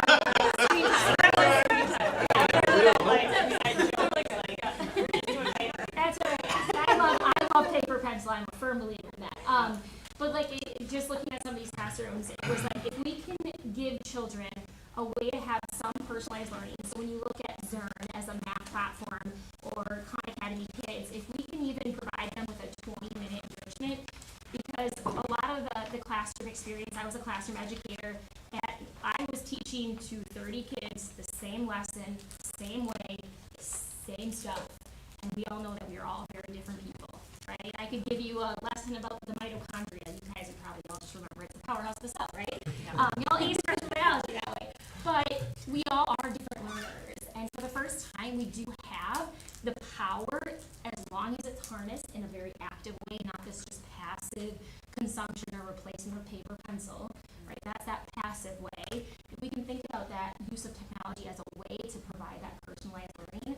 So within our liftoffs framework, we've actually settled on 4 research-heavy kind of experiential things that should be happening in classrooms. Kids should be getting personalized learning, right? You would all want it to be personalized to you because of the way it would make you feel as a human. The other thing is that this creation, this modeling, this feedback around the durable skills, so your portrait of a learner. So what are the things that you as parents really care about? Is my kid respectful? Does my kid know how to communicate? Are they good to their teacher? Are they friends with their peers? Are they kind? Right? Can they critically think and problem solve? Those are the things that we should be celebrating in classrooms. Yes, what they may have scored on the math test, right? That's just a part of the school day. But really, how can we value some of those things that we know that are important and our local employers and our stakeholders are saying? We also really believe in this idea of inquiry, right? Kids should be asking questions. Kids should be curious. They should be hands-on. And just, they should be able to explore the world around them. And then also the last one is this idea of global readiness. Global readiness doesn't need to mean that they need to know everything about the world, but they need to understand that there's a world outside of Mosinee. And that they need to understand how they can celebrate differences and how they can be civically engaged with one another. Like if you like dogs and I like cats, we can still communicate and get along. Maybe get along, right? I like mint ice cream, you like cookie dough, right? But this idea that now we have these keyboard warriors that just go on Facebook and like just right? We have to celebrate this idea of diverse perspectives.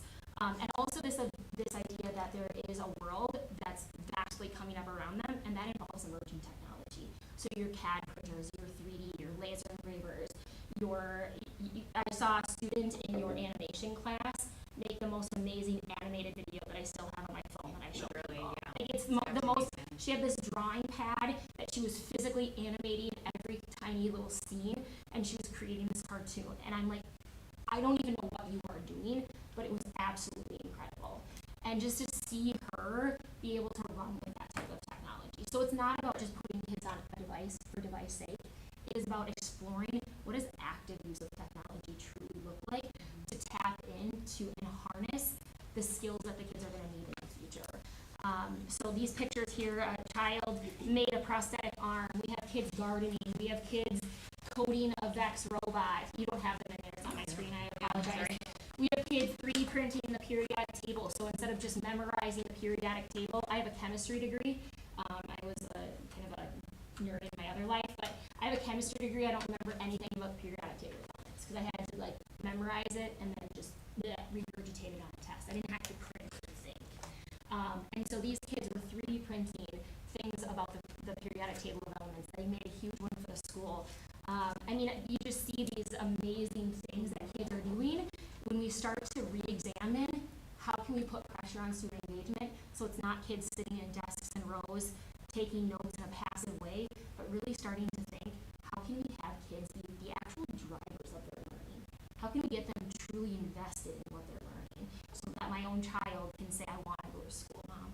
I love school. I love what I'm doing. I'm happy. Right? Happiness is the key. And so that's really where Liftoffs is. Absolutely. And it's about providing a personalized learning platform. It's like literally 1% of it, but it's really re-examining what else can we start to do within the school day, the school structure, the system level structure, to start to really question what else is possible if we really start to redesign the school experience for all, right? The community, the teachers, and the students. I think that was more than 20 minutes. Yes. I'm sorry. Sorry. Obviously, there's a lot of networking that you're doing between schools in that area, sharing ideas, sharing concepts, collaborating, doing, things like that. That's the part I really enjoy. Well, I think one of the issues that we're finding here is we're an outlier. And if you look at the map, we're the outlier, which we're hoping to expand the network around us a little bit more, so we have, friends that are 20 miles up the road versus, the Eau Claire La Crosse area. But with technology, I'll play obviously, it's Geneva, man. easier.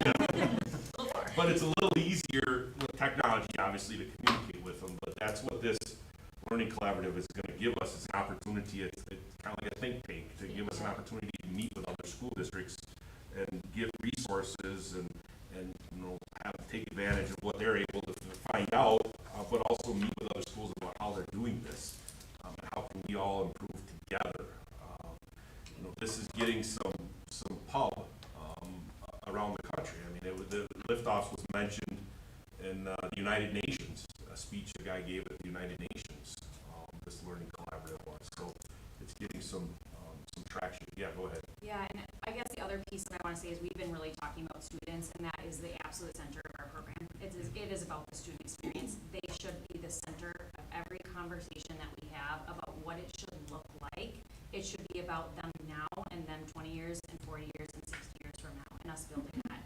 The other piece that I just want to mention is something that we talked about at the State Board of Education conference last year. If you had the opportunity, I know a lot of you were there last year, but if you had a chance to come to our board presentation, there's also some systemic things that we are trying to address, and that is keeping public education actually alive in the state of Wisconsin.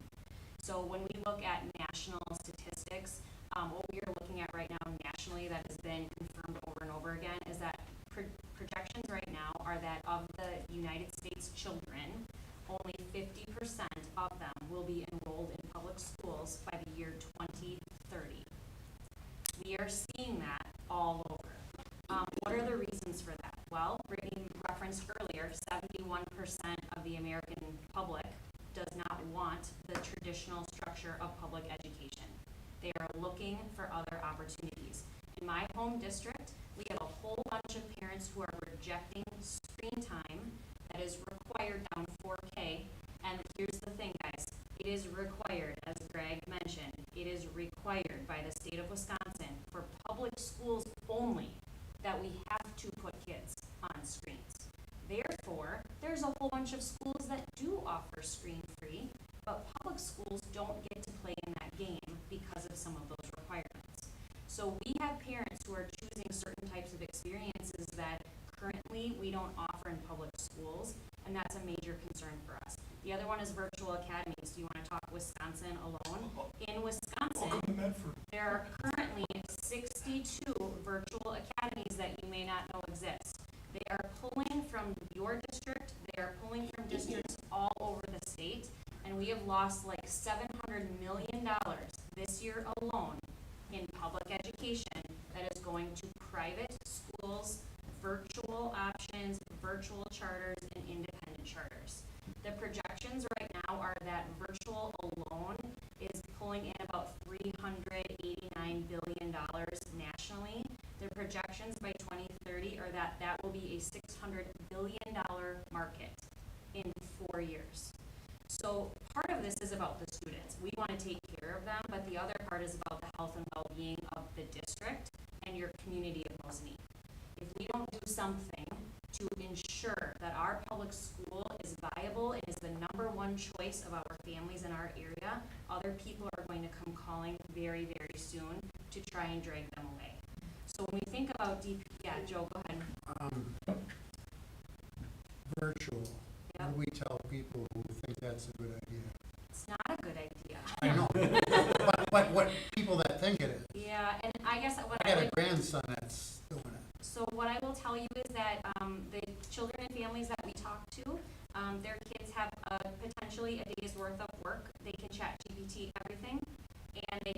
done from 8 to 9 a.m. and then they can play video games and hang out the rest of the day. So my question, of course, is I'm not sure that that's great for society. And and most districts that we talk to are exploring that option because they are losing seats like hand over foot. So again, going back to that ethical issue of as a society, do we think that this is the right thing to do? Or is it try and create more in-person options that actually fit for kids like your grandson so that he chooses this in-person experience that is actually going to help him optimize his potential? You know, and don't call me later and ask me to talk to him. But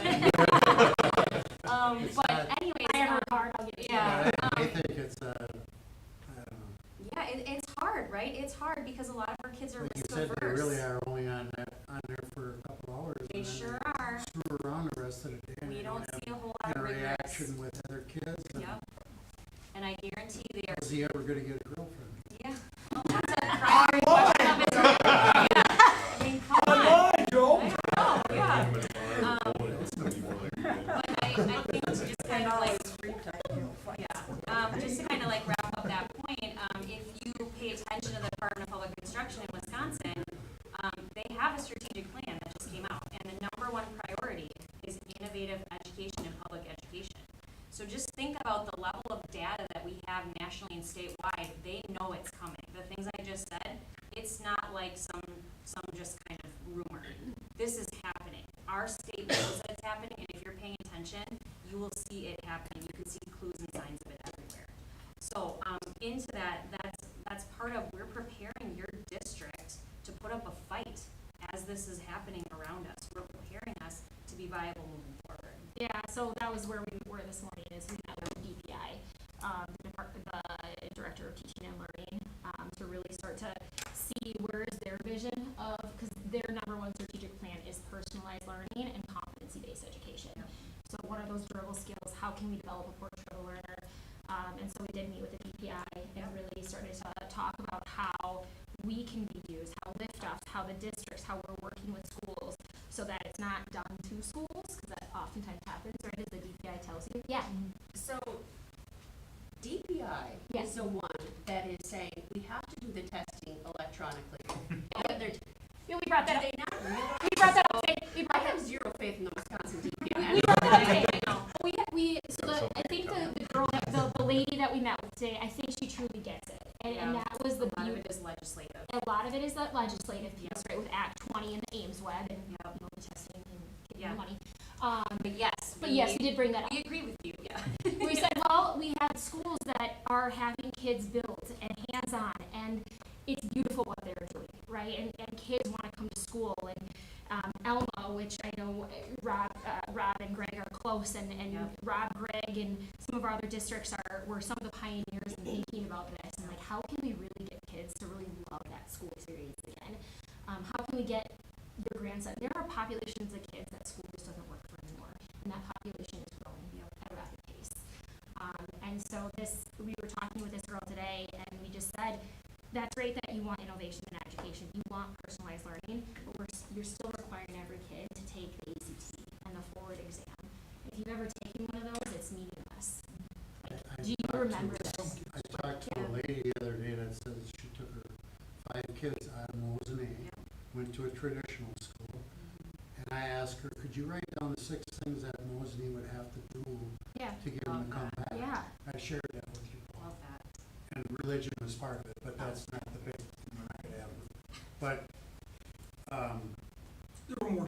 I think we Really all traditional have to look at, ask people, why are they doing the things they're doing, and really try to focus in on it. Getting feedback from our community members and our student body is exactly what we've been doing and going to continue to do, because then you get direct communication, direct data, that now you can start making plans. And I just want to inject one thing, because we've discussed you before without you being here. Oh, hopefully. Thanks. Okay? And I just want to make sure you're clear on this. This isn't our only item. They're a resource for us. Yeah. It isn't like a end all. Right. That's it. They're here to help us Think differently. engage our students, and it's just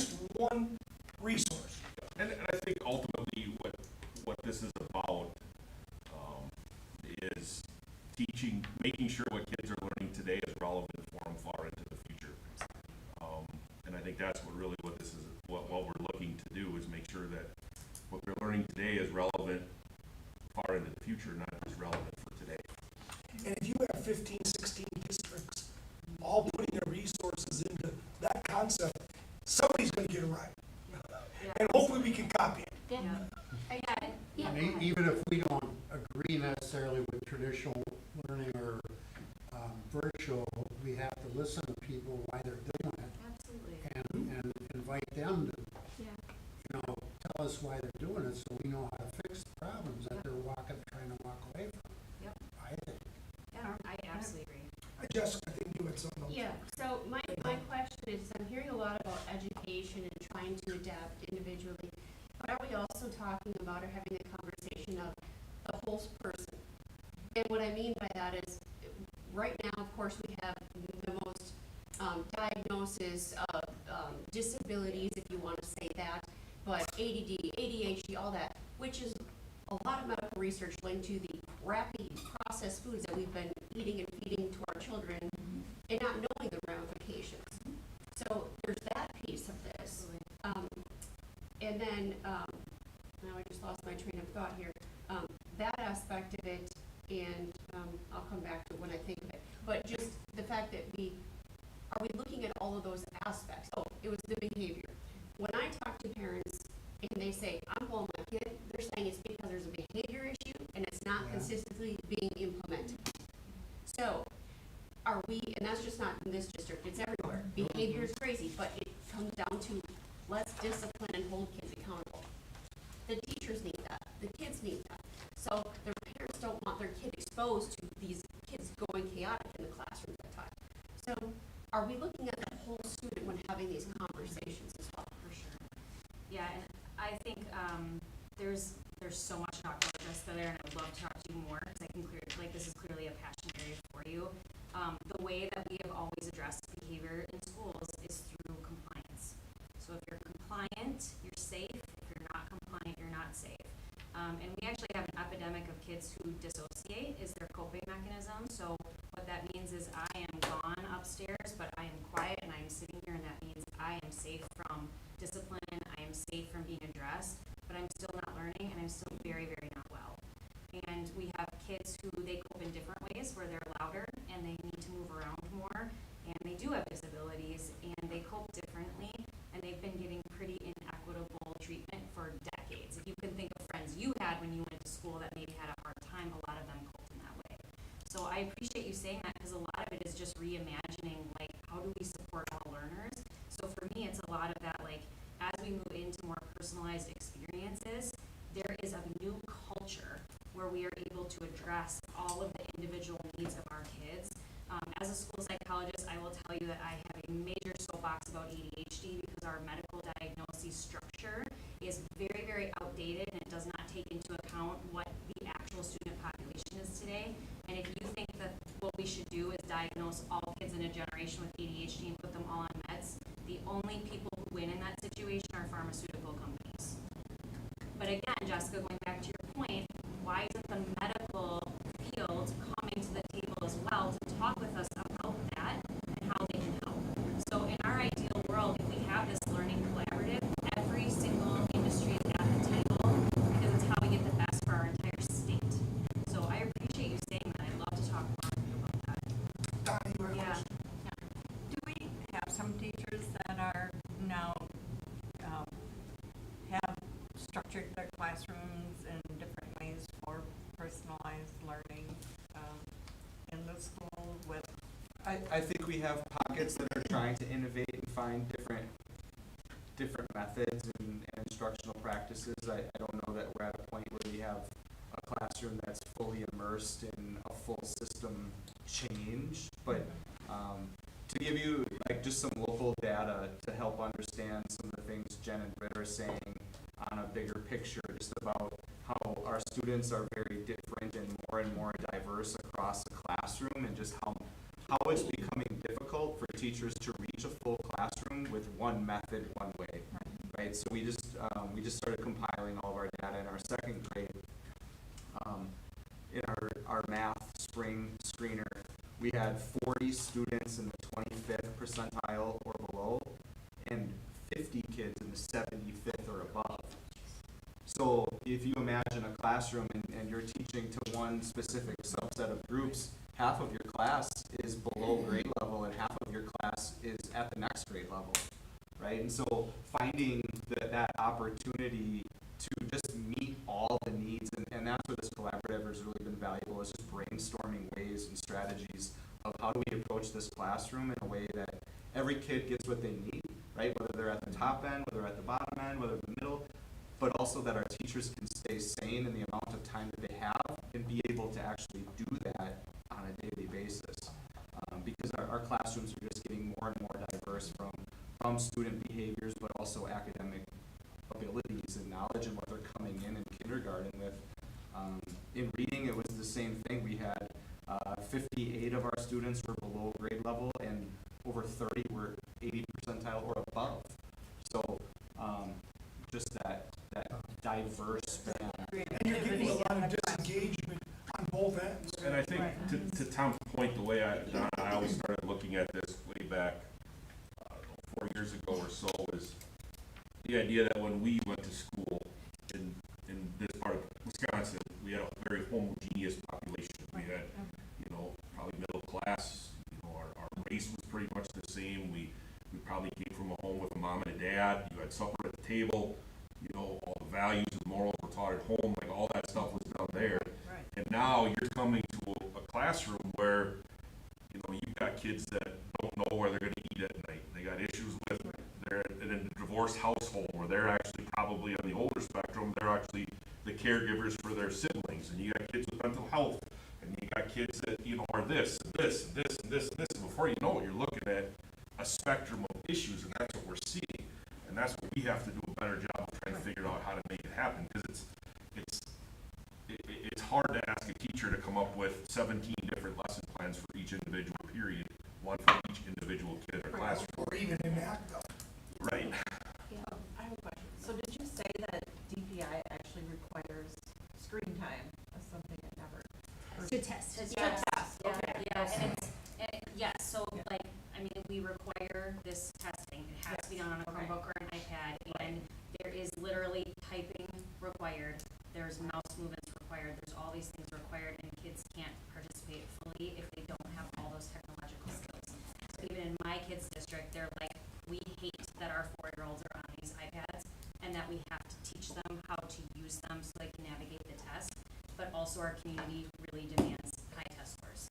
So we're in a really poor position. I remember a decade ago when Forward Examiner, or whatever it was called before that, went to an online resource versus a paper pencil test. And we moved keyboarding, and my generation was called keyboarding, right?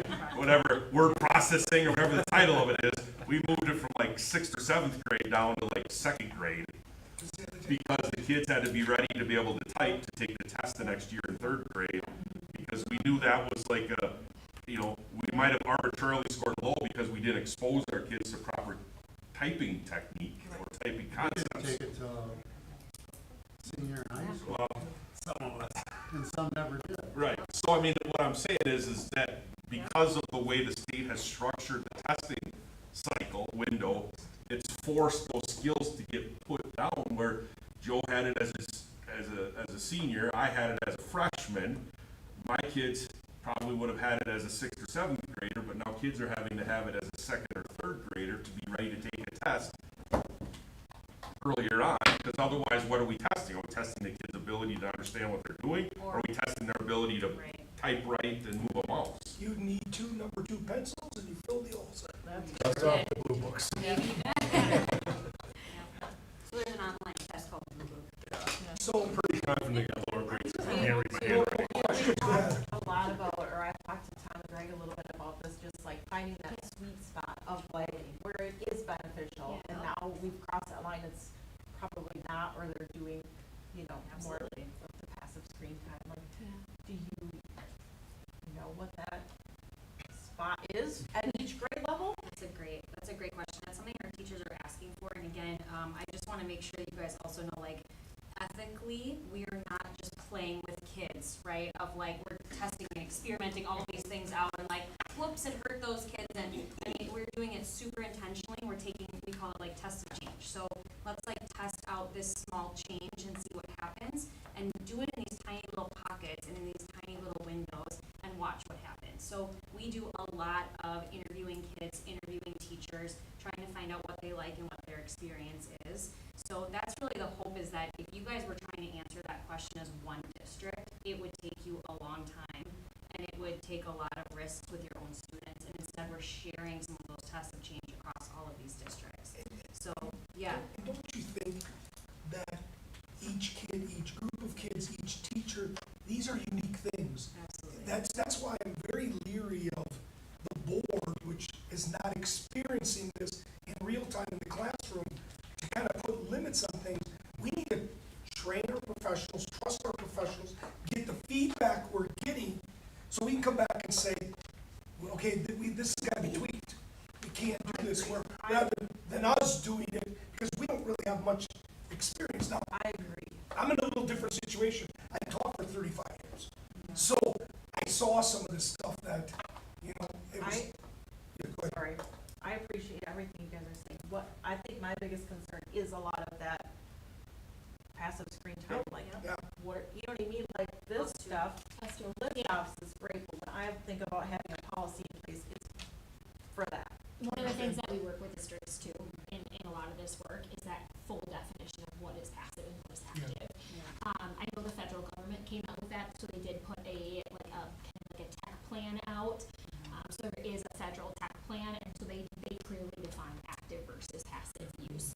So in that sense of a replacement of just like that, putting a worksheet on the computer, that's passive use. And I think, Calandra, where there's two things that changed the trajectory of this. I think COVID was one of them, where active versus passive and online usage completely changed the way a lot of stuff happened in our profession. But I think another thing that happened, to your point, is the idea that technology was further ahead of us than we were ahead of us. So we had a lot of passive, and now we're starting to be like, whoa, we're getting too much passive screen time. We now need to bring the state back the other way. I think that's what we're starting to learn as we've all kind of come out of COVID and learning stuff. And, like I said before, the kids are ahead of us. Well, in this case, as Jenny alluded to earlier, technology and the multi-billion dollars that it's worth was ahead of us. Now we're catching it and trying to get in front of it better. What are the skills that kids need to actually be active users of that It's going to change constantly, and we need to have these discussions at the board level so we can all ask our questions, get our input, and then come up with what we think the box is. And maybe the box will change, and it probably will change. It should. Yeah, It'll evolve. it'll be more. It's similar to what I consider the plan we approved last month. It's a living, breathing document. It's not a document. This isn't going to be a document we're going to slap on the wall and say this is what we're going to do for the next 5 years, and then 5 years later, this is it. I mean, this is something that constantly needs to be evolved, needs to be analyzed, needs to be looked at, needs to determine if it's still relevant, if we need to change, maybe it is still relevant, we don't need to change. I mean, those are the conversations that we need to be having on an annual basis, if not more frequently than that. Yep.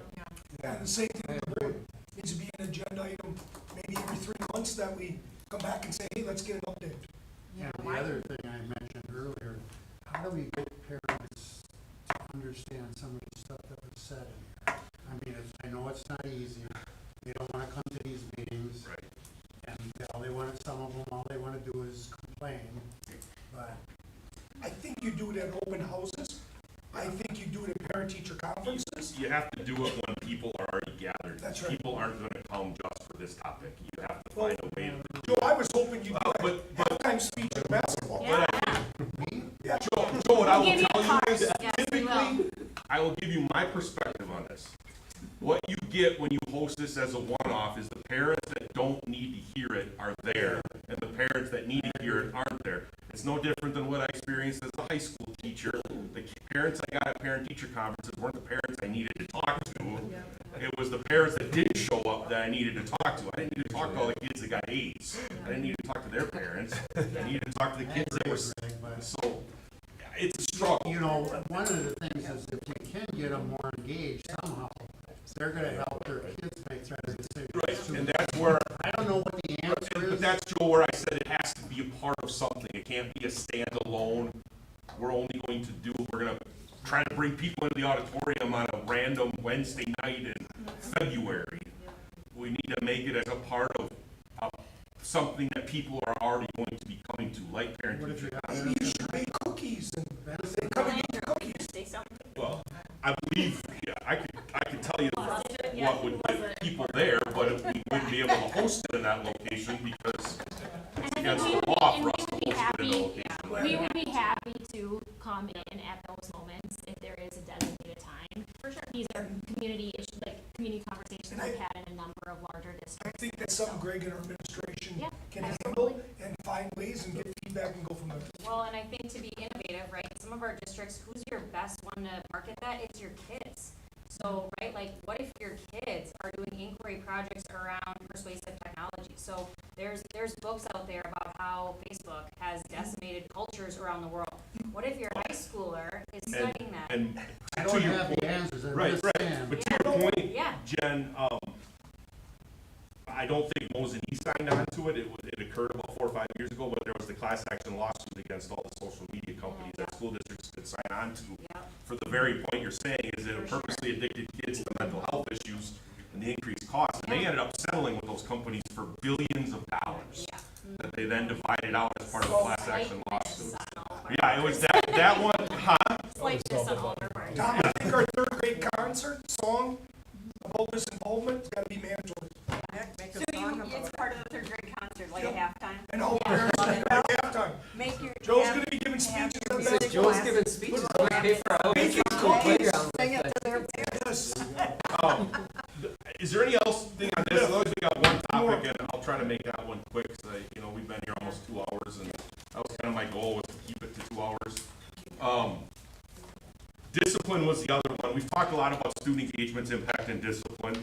I will just briefly talk about my philosophy theory on it.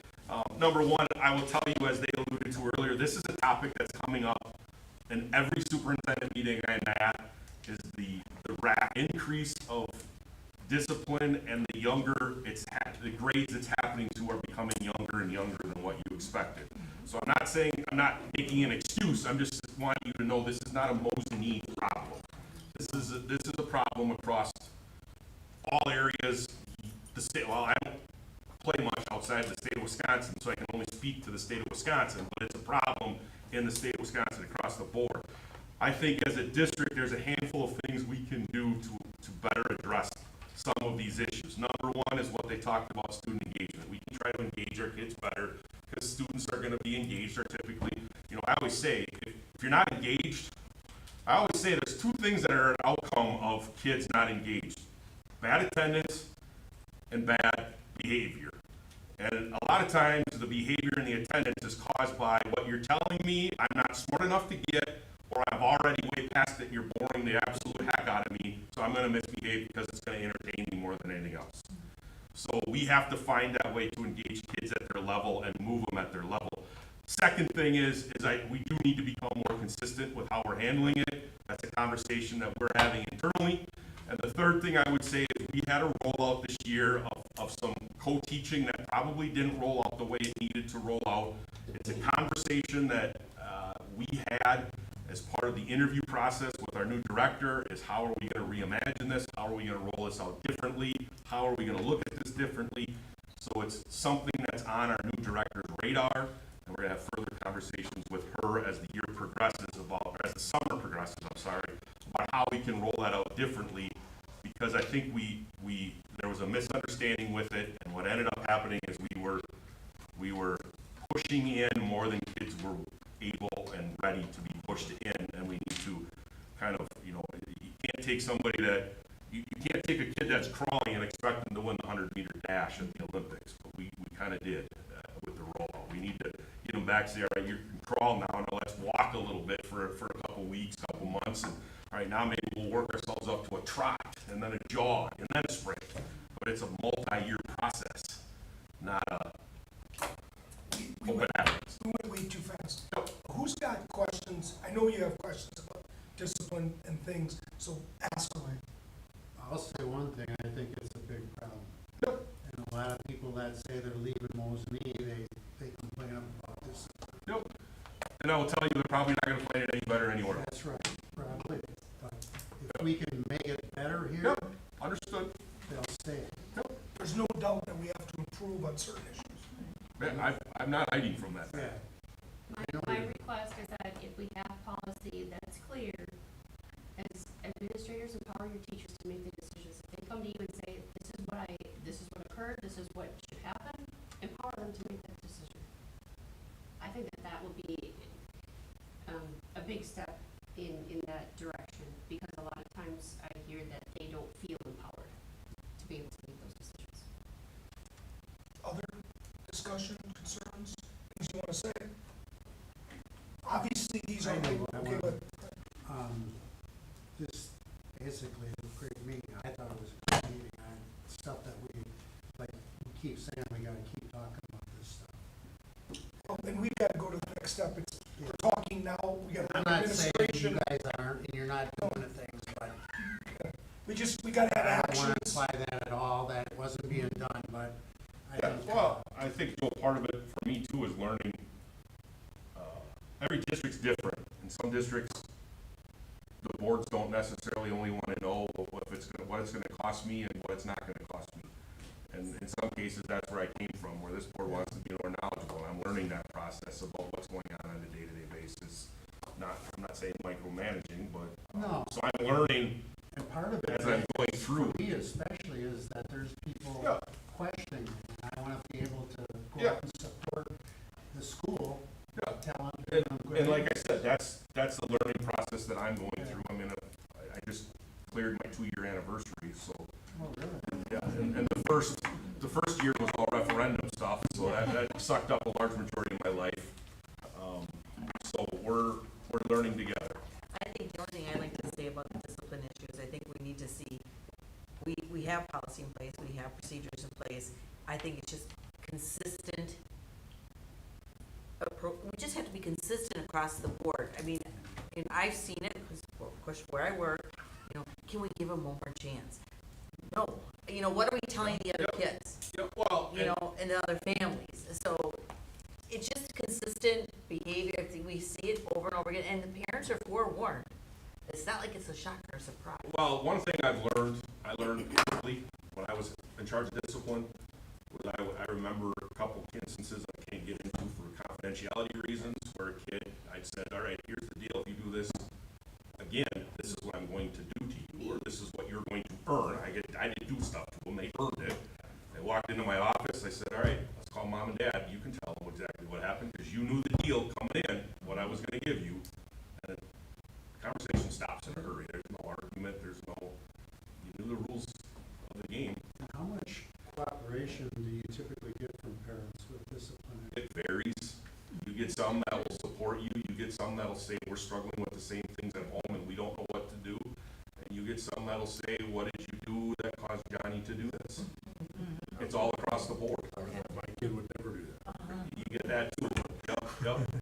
So you get, it's a variety of things you get. Any more discussion points? First of all, I'd like to thank you two for Thank you. greatly appreciate it. Thank you for the resource. Thanks for including us. Appreciate it. Safe travels. Thank you so much. Yeah. Thank you. Safe Also, travels, lady. Touch base later. Mia knows this. You too, Tom, That goes without saying. sometimes you gotta thank them too. The new edition is coming very close to being totally finished. Mia, would you say it's just spectacular? I mean, there's some things that are wonderful in the new edition. Yeah. There's work. There is, so our UPS driver is a former Mosinee grad. Is that Brandon? Yeah. Thanks, ladies. Is it Brandon? Is that Brandon? Yeah, so he made it to the today, and he walked in and said, I wish this would have been here when I was. Oh, yeah. So just took him through a quick tour and. It's awesome. I mean, Yeah, we'll schedule something here coming up, but I'd like to do is probably wait until July, because then that building will be closer to, we have occupancy, which means we've met all the code requirements, but there's still some, we did a punch list walkthrough yesterday with Findorf and our people and Steve Jamrose from Blue Design Group, so, in July, we'll be closer to that punch list, having some things done, and there's a handful of things that they still have to do, we've met all the codes, and clocks and things like that, and by July, we'll be a little bit closer closer to having some substantial renovation completed here, that you might see something. Right now, it looks like a mess, so, We have a regular board meeting Tuesday. yep, less than a week, and you got your packets, it's Anything all else? cleared. Otherwise, I will take a motion for adjournment. Motion by Gorman, second by Kaiser. All those in favor, say aye. Aye. All those opposed, motion carried.